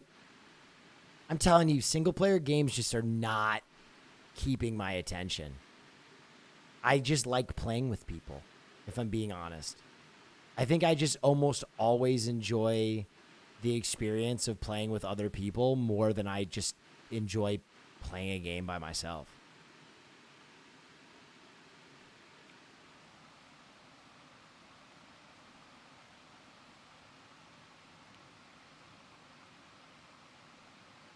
Little Nightmares 1 and 2 was great. Loved Little Nightmares 1 and 2. But again, very short games, almost no filler whatsoever. Just like all piff. And I think that's kind of like where single players need to get. Oh, hell yeah! I'm all tuned up on Zima. Have you played any of the Arkham Knight series? Yeah. Played any of the Arkham Knight series? I replayed the whole was good. series and I felt like it held up. It was good. You're just a social gamer? Yeah, but I don't think I am. I mean, I grew up with single-player games. Like, Metal Gear Solid is one of my favorite games of, like, series of all time. I loved, like, Final Fantasy X, Final Fantasy VII. Fucking adore those games. There are a lot of games I fucking love. That just felt fun. I don't know. I just don't. There just doesn't feel like there's like any innovation. Like I kind of get. It's kind of like that feeling where you're dating a girl and you're like, I've dated this girl before, Like, I know how this ends. I get that feeling of, like, deja vu way too much when I'm playing single-player games now. Where, like, you know, like, where you watch a movie and you're like, oh, I know how this ends. I get that feeling a lot when I play games. Outer Wilds, I've heard I gotta try that.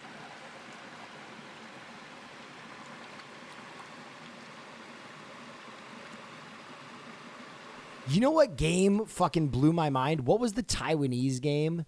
The horror game? That game fucking ruled. The one that got banned in China. What was it called? Devotion. Fuck, man. That game was awesome, bro. Now that's a good game. Now that's a good fucking game. Like, everything about that game felt new. Like, I didn't know what I was experiencing. Everything about it felt uncanny. And, like, just when I thought I knew what was going on, bang. There's an hour of, like, a fucking children's storybook in the middle of it. And you're like, what the? Have you seen Nightcrawler? Great movie. Love Nightcrawler. Nightcrawler is super underrated. But Devotion felt like an original experience.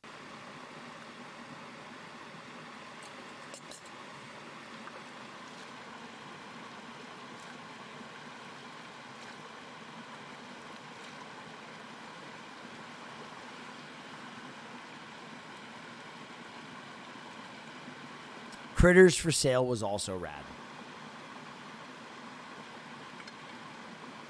Maybe it's just the time commitment. Maybe it's just like I don't have like 50 hours to devote to a game anymore in my life ever. Like, I just do not have 50 hours to give to a game ever, unless I can like stream it. And you can't stream single player games, period. Unless you're like an S tier gamer, no one gives a shit. Like, even your regular audience will leave. Every streamer experiences this.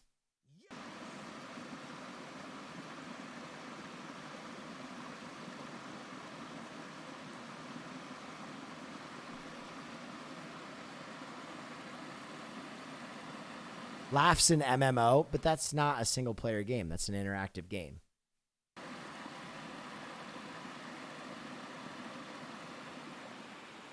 Like, I can give 50 hours to Among Us because it's content that people enjoy. Unless you're Lyric, I literally started that by saying if you're an S tier streamer, which I am not.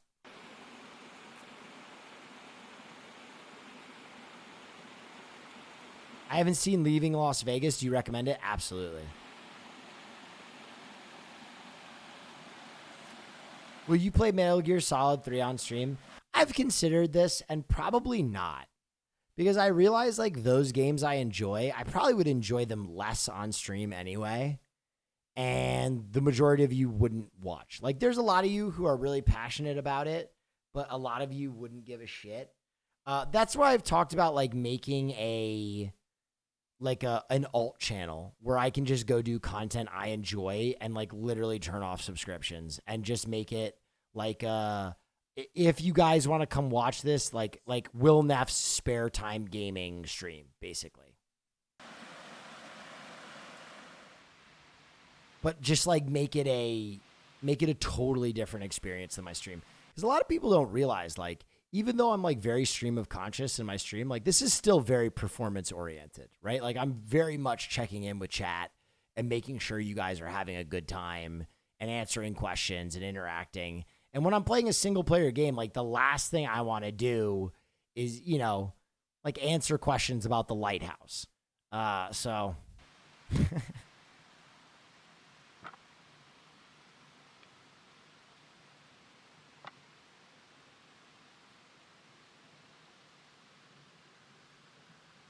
does TV show have to have a good ending to be considered the greatest of all time? Absolutely. The ending is one of your three major parts. If your ending sucks, I don't think there are many projects that can have a shitty ending and still be considered good. Like, period.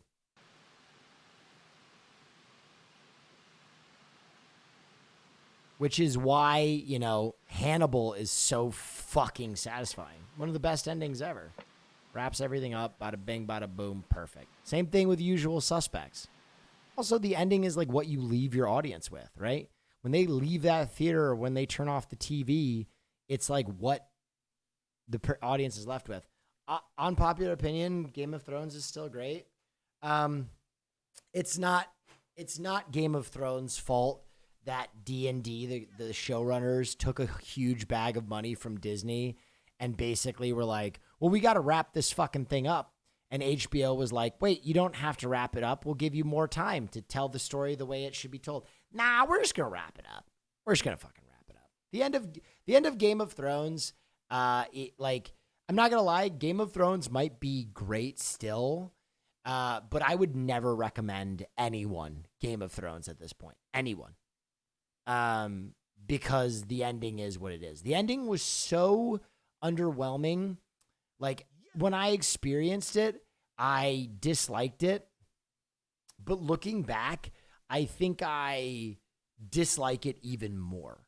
I look back at how badly they phoned in everything. Like, one example, the fight between the Mountain and the Hound, right? You knew that fight was going to happen season 1, right? You're like, no matter how long this show runs, the Mountain is going to fight the fucking Hound, right? I don't care if this show runs for 100 seasons. The last season is going to have the Mountain versus the Hound. We all knew that, right? Just as an audience, you knew that was going to happen. We've built up to it for 8 fucking seasons. Oh my God.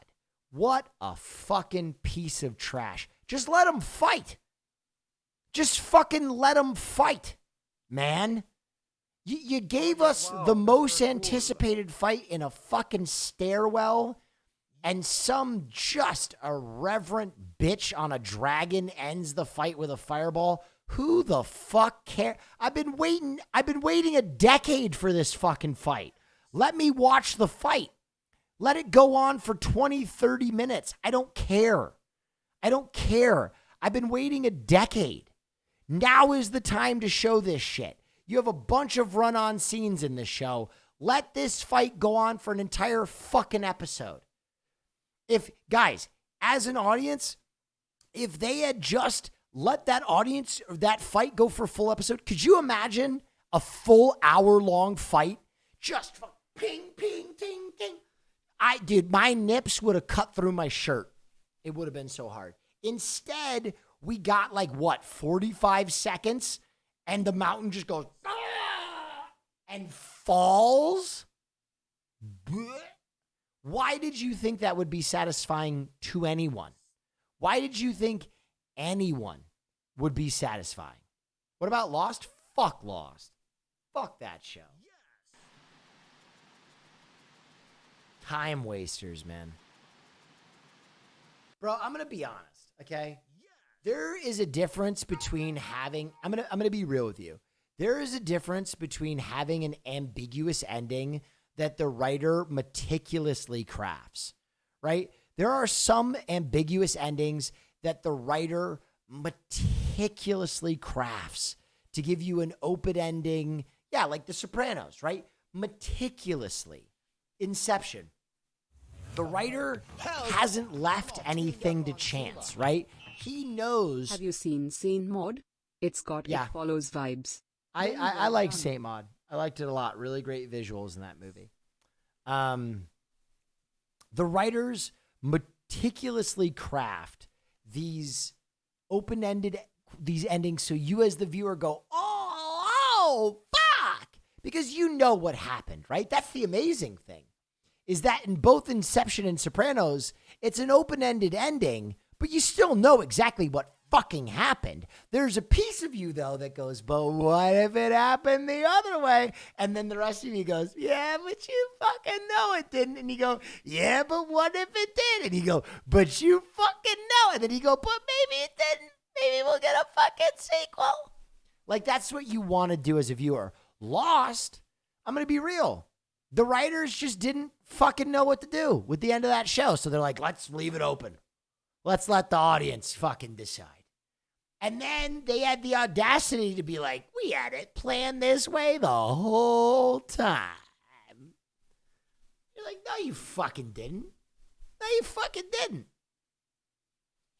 You just fucking wrote yourself into a corner and you're like, let's art our way out of this fucking impossible corner we wrote ourselves into. Let's ambiguous art. And there are so many people on this planet. There are so many fucking people on this planet who want to be smarter than you. Okay? They want to be smarter than you. So when they watch some dog shit piece of art that no one enjoys, they go, you just didn't understand it.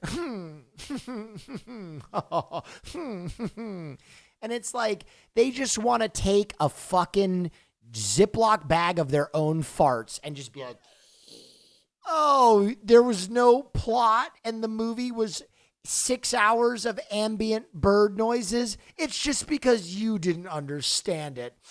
Because they're so desperate to be superior to you.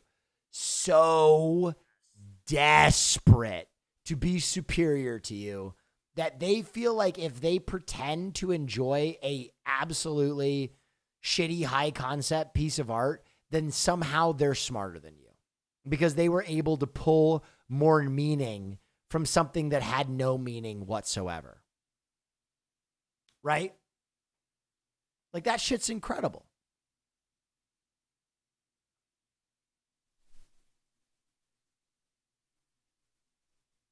Like that's like critics' job, bro. A lot of critics, their job is to like watch art movies and be like, oh, so beautiful. So fucking beautiful. A revelation. Nobody enjoyed this movie, which just goes to show you how intellectually superior it was. It was completely devoid of character and action and plot and direction and theme, but it was super difficult to watch, so it must have been good. Fucking hate that shit.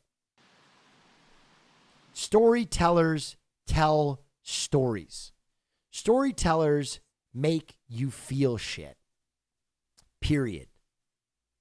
A great storyteller could appeal to Stephen Hawking and a 5-year-old in the same way because they're great storytellers. And that's what film is. It's storytelling.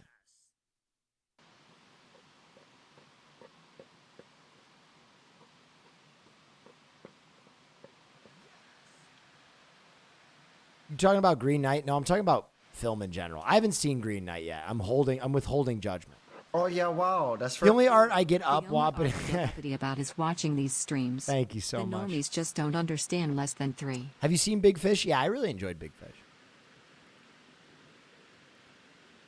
I think I might be dyslexic. I don't want to be rude, but how did you know? What age? I took like standardized testing to discover if I was dyslexic. It was like a series of like reading prompts, and like I want to describe them as mini games. That's not the right term, but like mini games with a professional. And they were like, oh, I got through like 3 of 12, and they were like, oh, ooh, this kid is going to have problems. Exercises. There you go. Exercises. They knew. I think I was like 10 years old, 11 years old. I was having a lot of time reading in school. So the reason I got my dyslexia test, I remember it very vividly. You know how you take standardized testing in school, like the CAT test and stuff? My CAT test was like off the chart. I was like one of the best tested kids in New Jersey at that point. Like I smashed the CAT test. And then but I couldn't read in front of my class. Like when they would have spelling tests or like the reading stuff, I was so awful. Like not hacking it, like reading at like a kindergarten level in the 5th grade. In terms of like, I failed every single spelling test. Even if I studied for like 20, 30 hours. I would just outright fail spelling tests. And my teacher was like, you should really get this boy tested because I don't think he's dull normal. But like when it comes to his reading comprehension and spelling, he almost appears to be dull normal.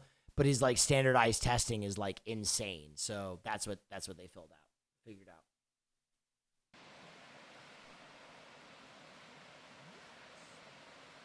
Do they use the term dull normal anymore?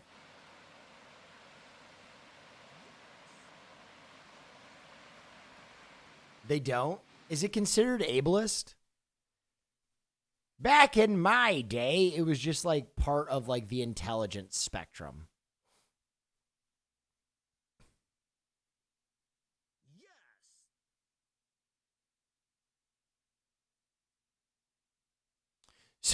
So really funny, you guys. Just to explain to you part of my like academic career.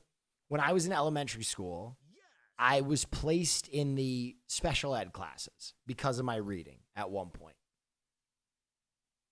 I was placed in the special education classes, and then I took the CAT test, and I tested top in the state, and they were like, "Oh my God, he's a genius!" And they put me in the accelerated classes. And I lasted like a week. And then they just put me back in the normal classes. But there was a week there when I was in the accelerated classes. And then they were like,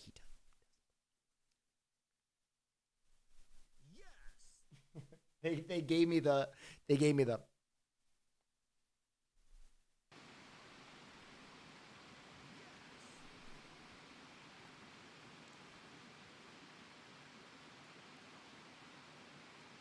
I like how he just puts the notifications up like while he's cooking his fucking chicken, dude.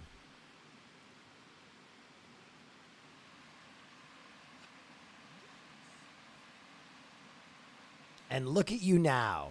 Yeah. Yeah, dude. Favorite rom-com? Saving Silverman.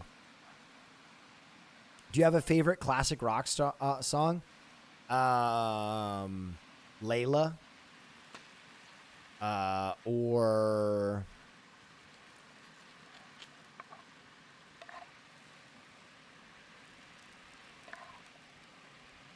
The Battle of Evermore by Led Zeppelin, or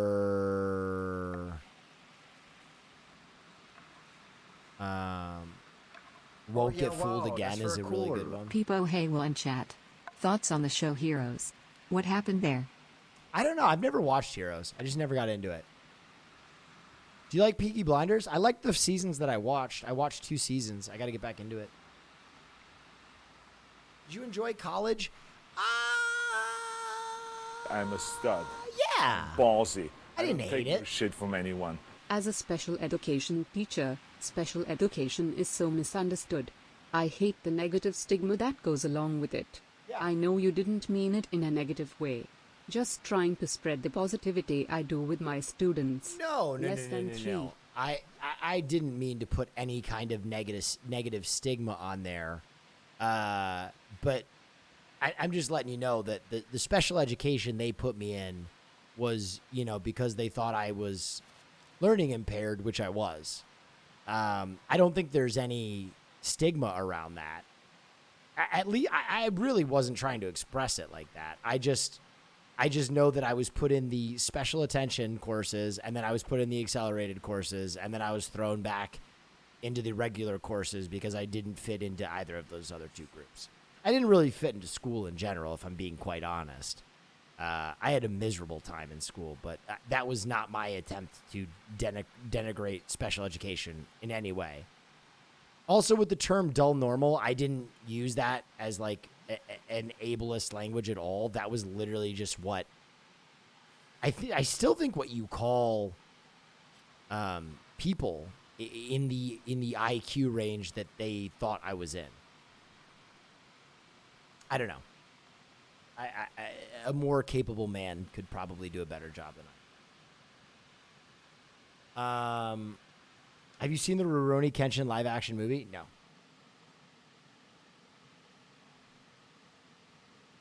In Canada, they still use that terminology. I think they still use that terminology everywhere, to be honest. I don't think it ever was defunct.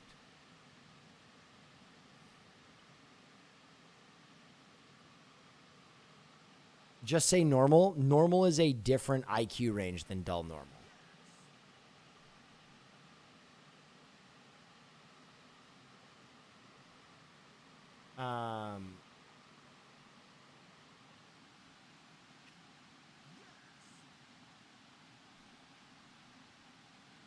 That grass. You excited for the Lotor show? Yes, for sure. Have you ever watched The Newsroom? I haven't. I've heard mixed things of it.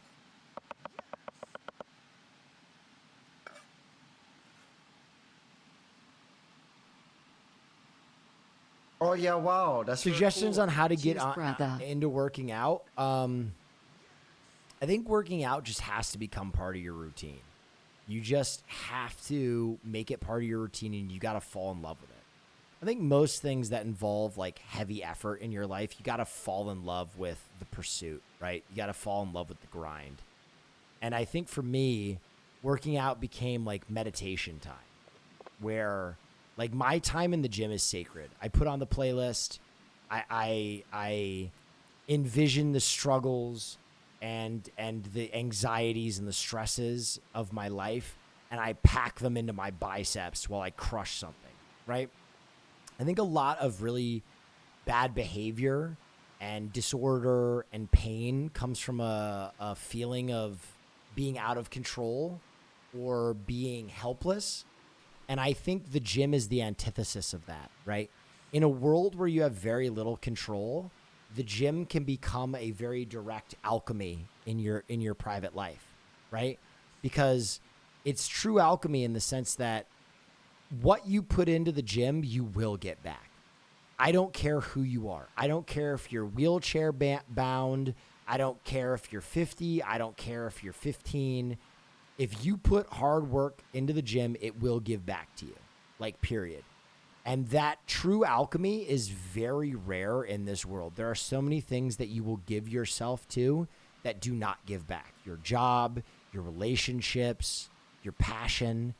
Those things don't necessarily have a 1-to-1 ratio. But the gym, that's alchemy, baby. Your body, that's alchemy. So if you've ever wanted to see how you can truly impact the physical reality, the physical space around you with the power of your mind, that's what the gym is for. You can literally pin your like capacity for suffering and your intellectual capabilities against the physical reality of our world, and you can get results out of it. And in the words that's very cool. of the immortal Henry Rollins, 300 pounds is 300 pounds is 300 fucking pounds. If you ever lift 300 pounds, you've done so against what is normally possible. You've done so in spite of your own self. You've done so because you put suffering into something and you maintained that suffering and you steered into it. Everything in your body is going to tell you, don't do this. It's hard. You're sweating. Your skin itches. You're uncomfortable. Your muscles ache. But a month in, you pop that shirt off and you go, oh, wow, my tits look good. And you kind of fall in love with that feeling. My dad said something to me once when I was very young, and it stuck with me. My father was a very successful, wealthy guy. And one day I said something where I was like, you own that car, right? And he said, William, you don't own anything. And I say, what do you mean? And he said, in this life, you really own nothing. It can all be taken away. It can all be taken away. The only two things that you will ever own in this life are your mind and your body. And it's your responsibility to make both of those things as strong and as sharp as possible. Now, as a kid, it didn't mean much to me. In fact, I thought he was pretty fucking stupid because I knew he owned that car. But as I get older, that makes a lot more sense as I lose things, right? No matter how hard you grip the things that you own in this life, whether it be a relationship with your boyfriend or girlfriend or your parents or something that you've saved up to buy or some treasured possession or even your hair in the instance of many streamers, well, shit gets taken away. But the two things that you will own from the day you are born to the day you die are your mind and your body. So it is your responsibility to make them as sharp as possible. All the great philosophers pumped weight, dude. They all fucking beat that ass. All those smart old philosophers, they were all jacked because they knew it was important. So, you know, it's not for everyone, but I highly recommend it for those of you who want to pit your mind against the suffering of the world and see results. Because you will. I promise you. If you pour yourself into working out and put in the hours, you will see results. Long form answer on that. Sorry if I bored you. I'm afraid to go to the gym. Brother, so is everyone. Everyone's afraid to go to the gym. I don't care if you're the most ripped motherfucker in the world. There are times when you feel eyes on you. If you drop a weight the wrong way or fuck up a machine, I don't care if you're Arnold Schwarzenegger, you're embarrassed. I am So don't feel like you're alone. To LA trip with 3 of my friends and I'm so excited. Nice. One of my friends is dealing with a lot of depression and stress. I'm worried he won't have fun or maybe even affect others. Any advice? Love you. Yeah. You know, I would say 2 things. Do your best to create a cathartic experience in that person. I would highly recommend the Getty while you're in Los Angeles. The Getty is a free museum with some of the most uncannily beautiful pieces of art in the world. And the experience is very meditative. You can have lunch there. It's free to park and to go there and to be there. The lunch is a little expensive, but hey, it's food in Los Angeles. But you can go see a Rembrandt and a Picasso and all these things that almost kind of have this like timeless, nostalgic, cathartic quality to them. And I'm going to be real with you. You're excited about your LA trip. If you take your buddy to the Getty and he refuses to have a good time, fuck him.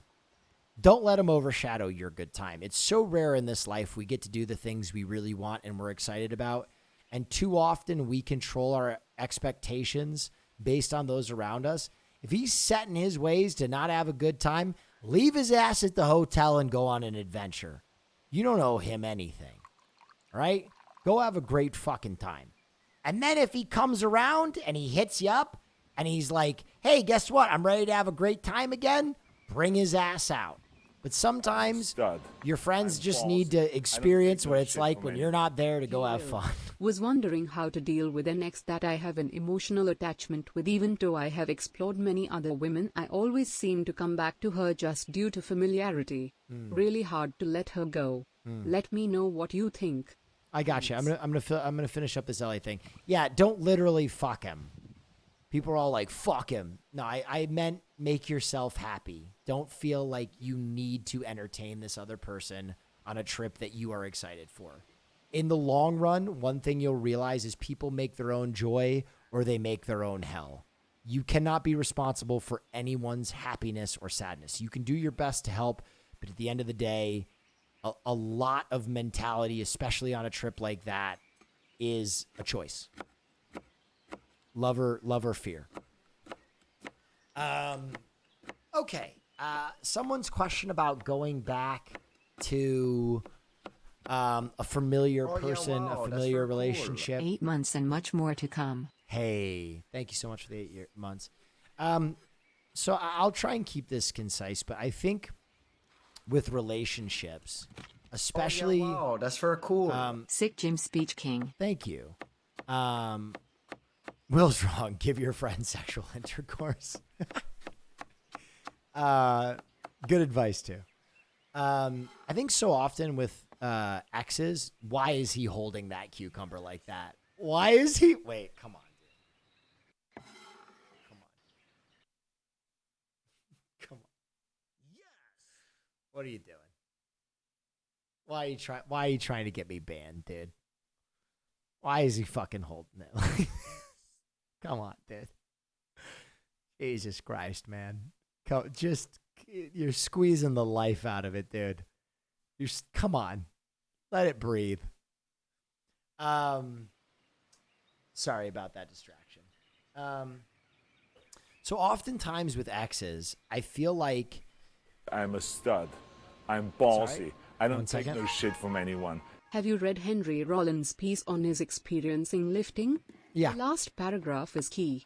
It's part of what got me into lifting. Yep. That's why I quoted 300 pounds is 300 pounds, 300 fucking on pounds. Zima. That's still only half of what you got, Will. Not true. Okay, so with relationships, I'm going to be honest. I think a lot of times when we date someone, in a lot of ways... Oh, yeah, wow, that's very cool. 2-month Neff heart. Thank you so much. I'm going to turn off alerts for a second so I can finish this thought because I've been interrupted a few times and I just want to get this out of my head. I think a lot of times when we date someone, part of what we are doing is creating hermaphrodite, right?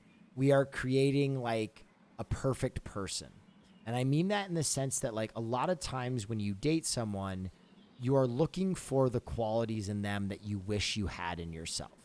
A lot of times we date someone and they're beautiful and we want to be beautiful, or they're bold and we want to be bold. And there is this admiration that leads to attraction, that leads to infatuation. And so I think a lot of times when we become infatuated, not love, but infatuated with someone, it comes from a place of lack of self-love because we are pouring the love that we should give to ourselves into our significant other, into our union. Now, a lot of times when you are in a relationship like that and then break up, the person you were dating becomes a construct of a memory, right? They are no longer a person, really, but they are a symbol. They are a symbol for the self-love that we wish we could find for ourselves, right? They are all the things we want to be, especially the person that lives in your head, because they don't abide by any of the real world criticism that actual people do. It is that willingness to highlight the good times, to highlight the great things. Thank you, Mafia, so much for the raid. Everybody, please go follow Mafia. To super focus on the important aspects of the relationship, the moments that you thought were right, and for some reason we abandon in our mind all the hard times, right? It's amazing how no matter how difficult a relationship was, we have this image of our partner with the wind in their hair and a perfect world where we had children and a white picket fence. And what if we could have just make it work? What if we could have just connected in this perfect union? And the problem is usually that a relationship didn't work because it wasn't meant to work. Either because you guys weren't a perfect match or because you didn't have enough self-love. A lot of times relationships go wrong because one of the people were missing self-love. Usually the person that is more into the other partner, right? Because in any relationship, someone is more into the other person than that person is into them. That person is lacking something. That person is in a hard time in their life. They don't love themselves. They're not proud of themselves, whatever. And so they supplement that love with love for the other person, right? They fill that hole that should be filled with self with other. And it leads to some bad behaviors. And it actually makes you a bad partner for that person. And so you have to think like, damn, if I actually do want this person in my life, if they are actually the one, if they are the one that I need a white picket fence with, if they are the one that I need to have kids with, then I need to learn to love the shit out of myself, because it is the only way that I will be a partner worthy of that person's time and love, because I love myself and I'm fun to be around and I'm a complete person. Anyway, I'm going to grab some water. I'll be right back.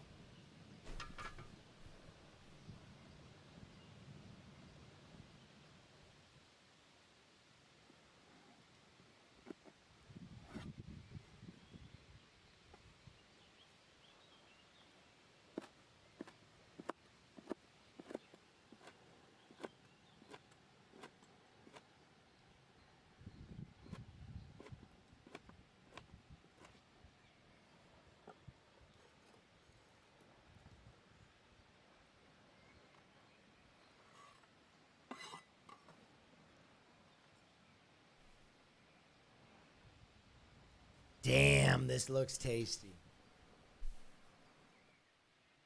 I love this format, dude. Me just talking about shit while watching this guy cook, it's pretty good. Sorry I turned off alerts. Alerts are back on. I just wanted to finish that thought.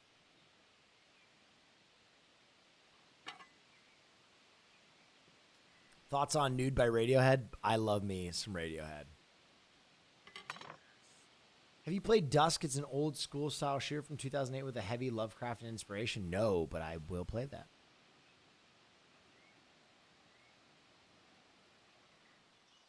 In that vein, how do you know that you're a person worthy of loving yourself to that level? Everyone is worthy of self-love, bud. Everyone is, period. It's just finding it. Everyone is worthy of you. If that question is in your head, you're not there.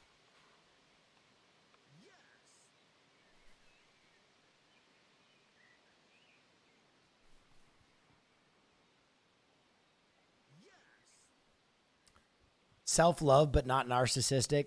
Dude, I'm telling you, if someone is asking if they're even worthy of self-love, they're not going to just miss the mark and go right to narcissism. If someone is like, do I even deserve self-love? My advice is not going to springboard them to being like, I'm better than everyone else. That's just, I would have to be the best fucking guru on the planet to juice someone that hard. Actually, not true. It would be an interesting springboard. It would be an interesting development. It would be like a manic development. Is it better to have loved and lost than have never loved at all? Yes, because all love leads to loss. I think that's that's a unfinished quote, right? Because I think all love leads to loss eventually. Everything you love, you will lose. But that's part of the beauty of it.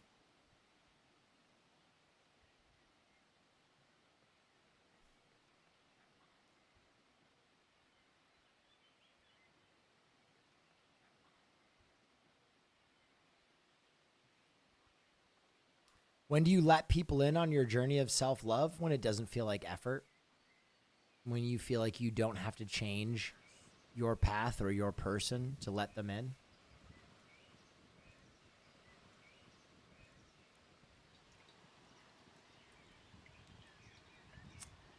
How would you be... Wait, you would be a great estate planner since loss is so easy for you to talk about. Loss is easy for me to talk about because I've experienced so much of it. Truly, like, as I said, a big part of my development was losing so many people really early on in my life. And like an inordinate amount of people. And it just prepped me, right? It taught me the divine joke very early on. It's not Sag. It's not Sag. I think it's more, it's perspective. It allows me to love and enjoy things more deeply in the moment. So in a way, it's a blessing. Obviously, it was pain at the time, but just like love, pain is temporary. I think that's the great thing about the temporary nature of everything, is if all good things are temporary, then all bad things are temporary as well.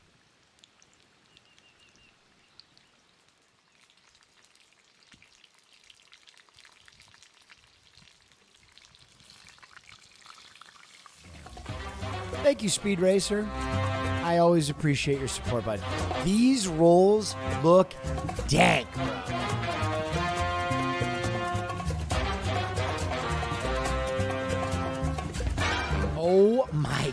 God, bro. I would scarf those at an Applebee's. Thank you so much, Speed Racer. I appreciate you, baby. Wow, Dog, 10 from you as well. Thank you so much. I'm gonna fucking crumb, dude.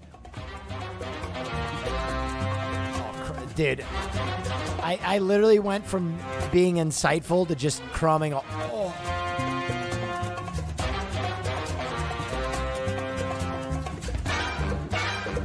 Thank you, Dog. Jesus. Oh, the sauce. The sauce. Oh my God, that's some good looking sauce. Holy shit. Yeah, dude, bite it. Oh, fucking crispy. Thoughts on the wire? It's one of the great. It's one of the goats, dude.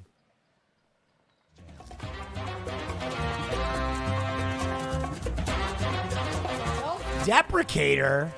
Holy smokes, dude. Self-deprecator. Thank you, everyone.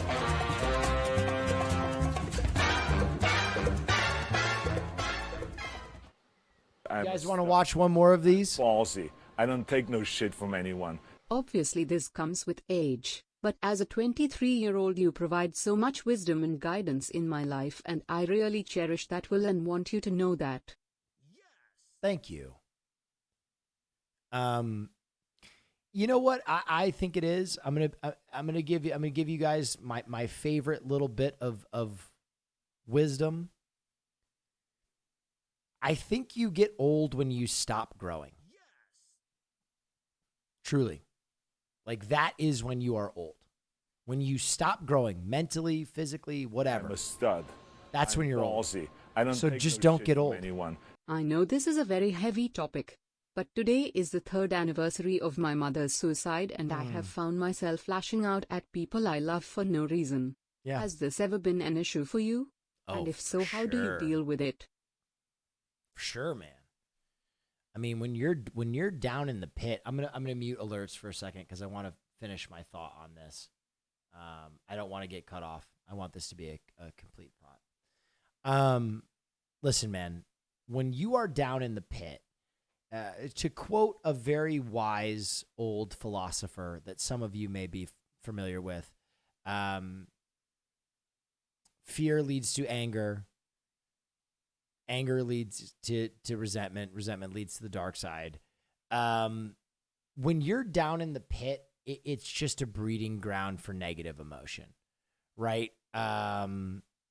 There is something to be said about the state of being depressed. The loss of a loved one like that is not something that you will get over in a day or a month or a year. I think, grief is a lot like depression in the sense that I think so many people fool themselves that it's like a light switch, right? One day your grief and your depression is just going to be gone. You're just going to turn it off, or you will outlast it. When the truth is more that it's something that it gets less every day, but you live with for forever. I remember after I lost my brother, Philip, I didn't cry right away. It was too shocking. And I think seeing my father cry was deeply unnerving, right? Because having a guy who was such a rock in my life all of a sudden be so human was unnerving. And I think I was so unnerved and shocked that I couldn't feel it. And I'm going to tell you a true story, and I hope I don't get in trouble for this story, but years later at Princeton reunions, which was a reunion for a college that my friends and I would break into as underage kids, we got drunk. We got very drunk. And I was with two of my friends, Andre and Dan. And we stole a fire extinguisher or 3, and we got into a fire extinguisher fight late at night. Out of nowhere, like a year and a half after my brother's death, I had this memory, like the kind of sense memory that is brought on by a smell. You know, like when you smell butterscotch and it reminds you of your grandmother's lap or something like that. I had this sense memory where I remembered a story that my brothers had stolen a bunch of fire extinguishers in preparation for their own fire extinguisher duel. And it came for me. A year and a half later, drunk as a skunk, covered in fire extinguisher juice, I started sobbing. Late at night, out of nowhere. The grief just came for me. It was strange in that way, that I had gone a year and a half without feeling these things. And for some reason, something about these fire extinguishers just came for me. They just triggered it. And it was like the first time I let myself feel it. And I just sobbed. And I was sobbing while my friend Andre was desperately trying to wash fire extinguisher out of his eyes.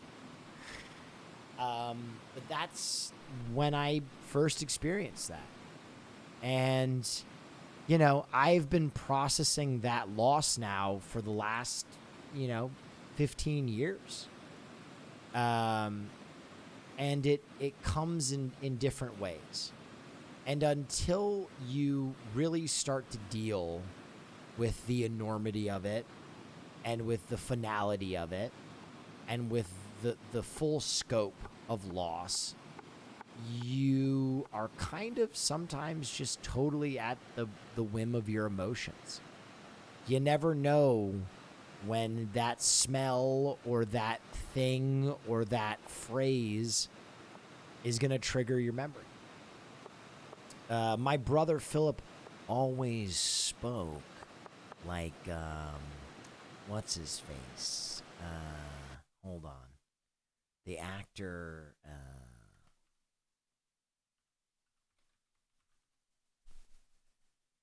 Christian Slater. That's what I remember of my brother, is that he sounded like Christian Slater. And so when I would see things like Broken Arrow or Mr. Robot or True Romance, all of those things reminded me of him. Because my brother spoke just like this. Hey, Will, how you doing? I don't know. It's weird. And like to this day, whenever I see Christian Slater, I think of my brother. It's weird how stuff manifests like this. Anyway, suffice to say, you lashing out at people is normal. We all deal with grief in very different ways, and it's not something that is going to resolve itself overnight. You're going to have to work at it. It's going to be a job. Dealing with grief is a job. Healing yourself is a job. It takes work. And, give yourself time to not be perfect. Allow yourself those lash outs. If people love you and care about you, they'll forgive you for being a little bit shitty from time to time. It happens. Don't worry about it. Don't stress it. Just get better. Work on you. Take every day with open eyes and deal with your emotions. Talk about that stuff. Have a conversation about your lost loved one. Just because they're gone doesn't mean you should treat them like fucking Voldemort and whisper about their name. And I think there's something about our culture, because we're so afraid of loss and change. Like when I talk about my brothers and everybody sages, think about what that subconsciously does. That makes people not want to talk about their lost loved ones. It makes it taboo. That's why I own it so completely, because I think it's important to. I think it's important to take the stigma out of that. I shouldn't, feel like I should feel bad when I mention someone who's gone, because we all go. We all go. Rage against the the dying of the light. Bring them up. Keep their memory alive. Talk about it just like it's another thing that happens in life, because it's just another thing that happens in life.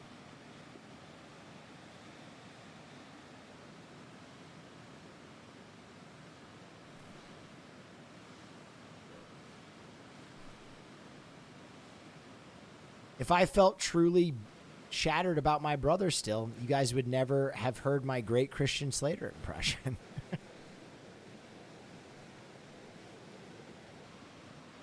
All right, I'm turning alerts back on.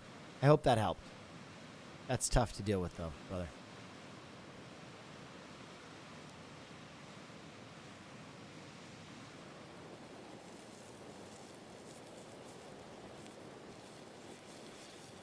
Should you try and fix your flaws or accept them as part of your person, and where's the balance? I think it's somewhere in the middle.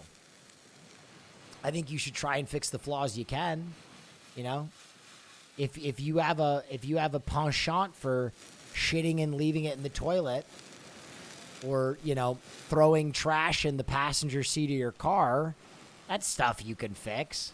If you're dyslexic like I am, you're always going to be dyslexic. You don't fucking try and ignore the fact that you're dyslexic. You work around it. That's the way I look at it. Change the things you can. Have the strength to realize that you're bigger than the things you can't change.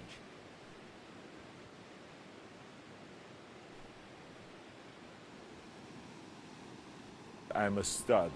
I'm ballsy. I don't take no shit from anyone. Sorry about you putting down your dog, video bud. reviews. It's Can you review my video? You don't have to watch it on stream. I spent a month on it and just wanted to hear your thoughts. Smile.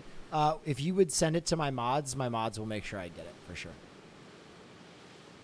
Mods, send it to me in Discord, please. My shits don't flush. Any advice? Power washer. Break them in half before you flush them. Have you heard about the special font made for dyslexic people? I have. I've never actually tried it. I gotta try it sometime. Use a poop knife? Oh my god. I hate that that's something that so many people immediately arrived on. Guys, we're going to finish this video, and then I think I'm probably going to call it a night. I got a G4 stream tomorrow. Why do you like LA? I don't know if I like it any more than any other place. I like Montana, probably the best of anywhere I've been. Montana fucking rules. It's so fucking beautiful. I love to ski. The nature is fucking gorgeous. I feel like I can breathe the air. I'm in LA because this is where my industry is. Truly. But, you know, I don't hate it.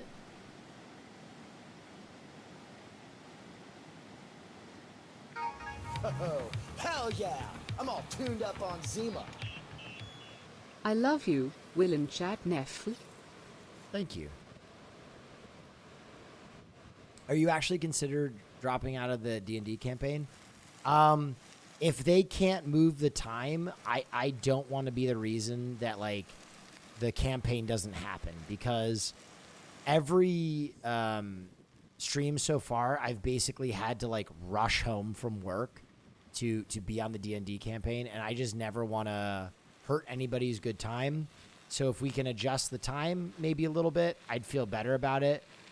But it's been really hard to make those streams, and my whole thing is, like, you know, if I'm going to be the reason that people miss out on content or the enjoyment of the game, I would rather just kill Machio. But this week, obviously, we didn't have D&D. If next week it goes back to an adjusted schedule, I'd be happy to keep going. I just never want to, again, hurt anybody's enjoyment at the cost of mine. Stonesy, thank you for the Twitch Prime. Fear and Malding, best buddy series ever. Thank you. Oh my god, this burger is beautiful.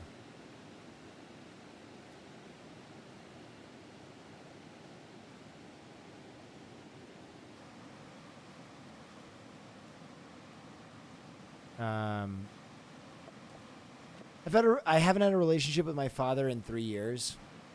He blamed me when I chose to stay with my mom at 13. And when I was 18, I couldn't deal with the blame that consistently seemed to infect our interactions. I have siblings. Have only met once. How do I deal with the guilt? If you know, I feel as a result of the separation.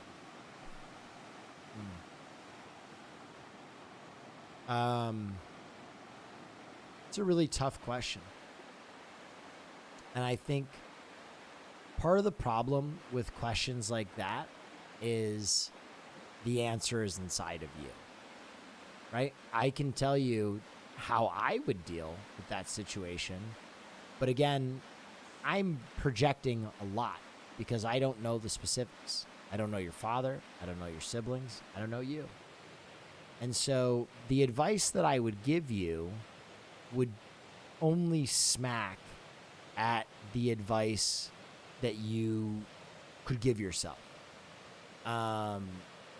I think you know the players and the experience and the result better than anyone else, and you probably know the answer.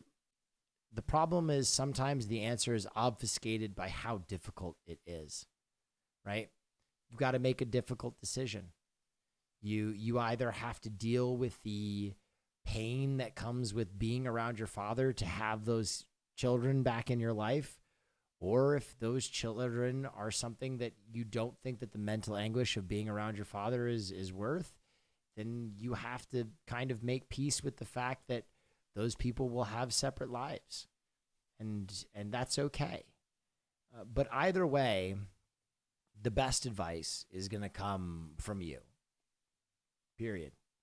And that's tough because we want to trust other people more. We want to trust experts, right? You want to trust some bearded idiot on the internet more than you want to trust your old instincts.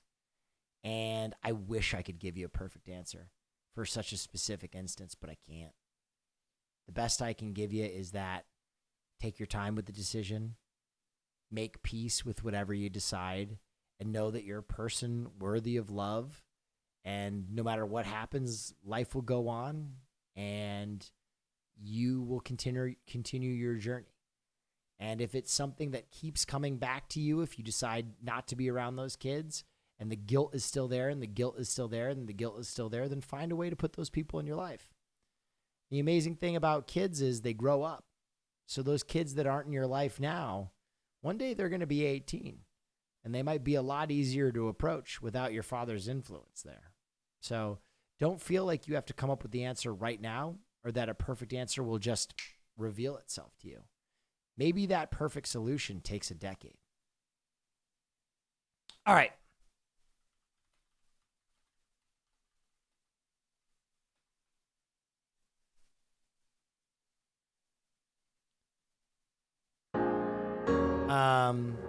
Anyway, guys, I like to do that like once a week. You know, just kind of check in with you guys. I think a huge part of my energy on nights like this is so that as the community grows and as the stream grows, that it never feels like we are just faceless people in a scrolling stream, right? I always want to feel like there is at least some identity and culpability to what we do here, and that's what makes our community really good. Yeah. Anyway, I really appreciate you all coming. Any advice I give you, I always recommend, seek professionals first. I can really only give you the meditation of an idiot in his stream room. A professional will almost always be a more qualified man than I, but sometimes it just helps to get an outside perspective. Certainly if you're dealing with depression, please talk to professionals. I've lost too many friends and loved ones to depression. It's serious. Take care of yourself. Talk to experts. Talk to real ones. Talk to guys who have made it their life pursuit to tackle these issues, and not a guy who makes dick jokes for a living. Anywho, thanks for coming out. I did a live stream early on, so we got to do an early film night, which I am very, very pleased about. You know, I love being able to make it so that the early crew is able to watch movies as well. I'll be on tomorrow after the G4 stream. We got a lot of fun stuff coming up this week. We have dinner and a movie with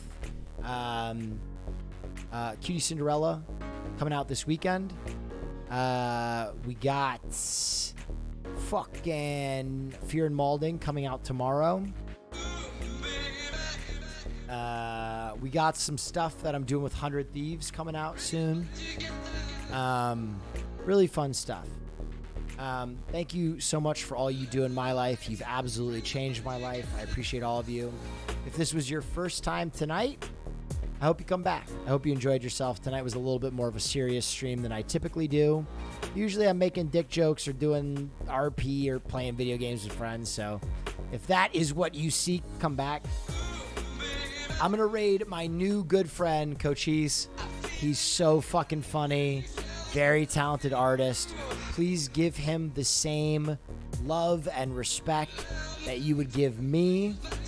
I enjoy these streams, these intimate streams so much. I'll be back tomorrow. Make sure you make Cochise say sub. Anyway, I'll be back tomorrow. Stay dangerous. And I'll see you soon, everybody. Good night.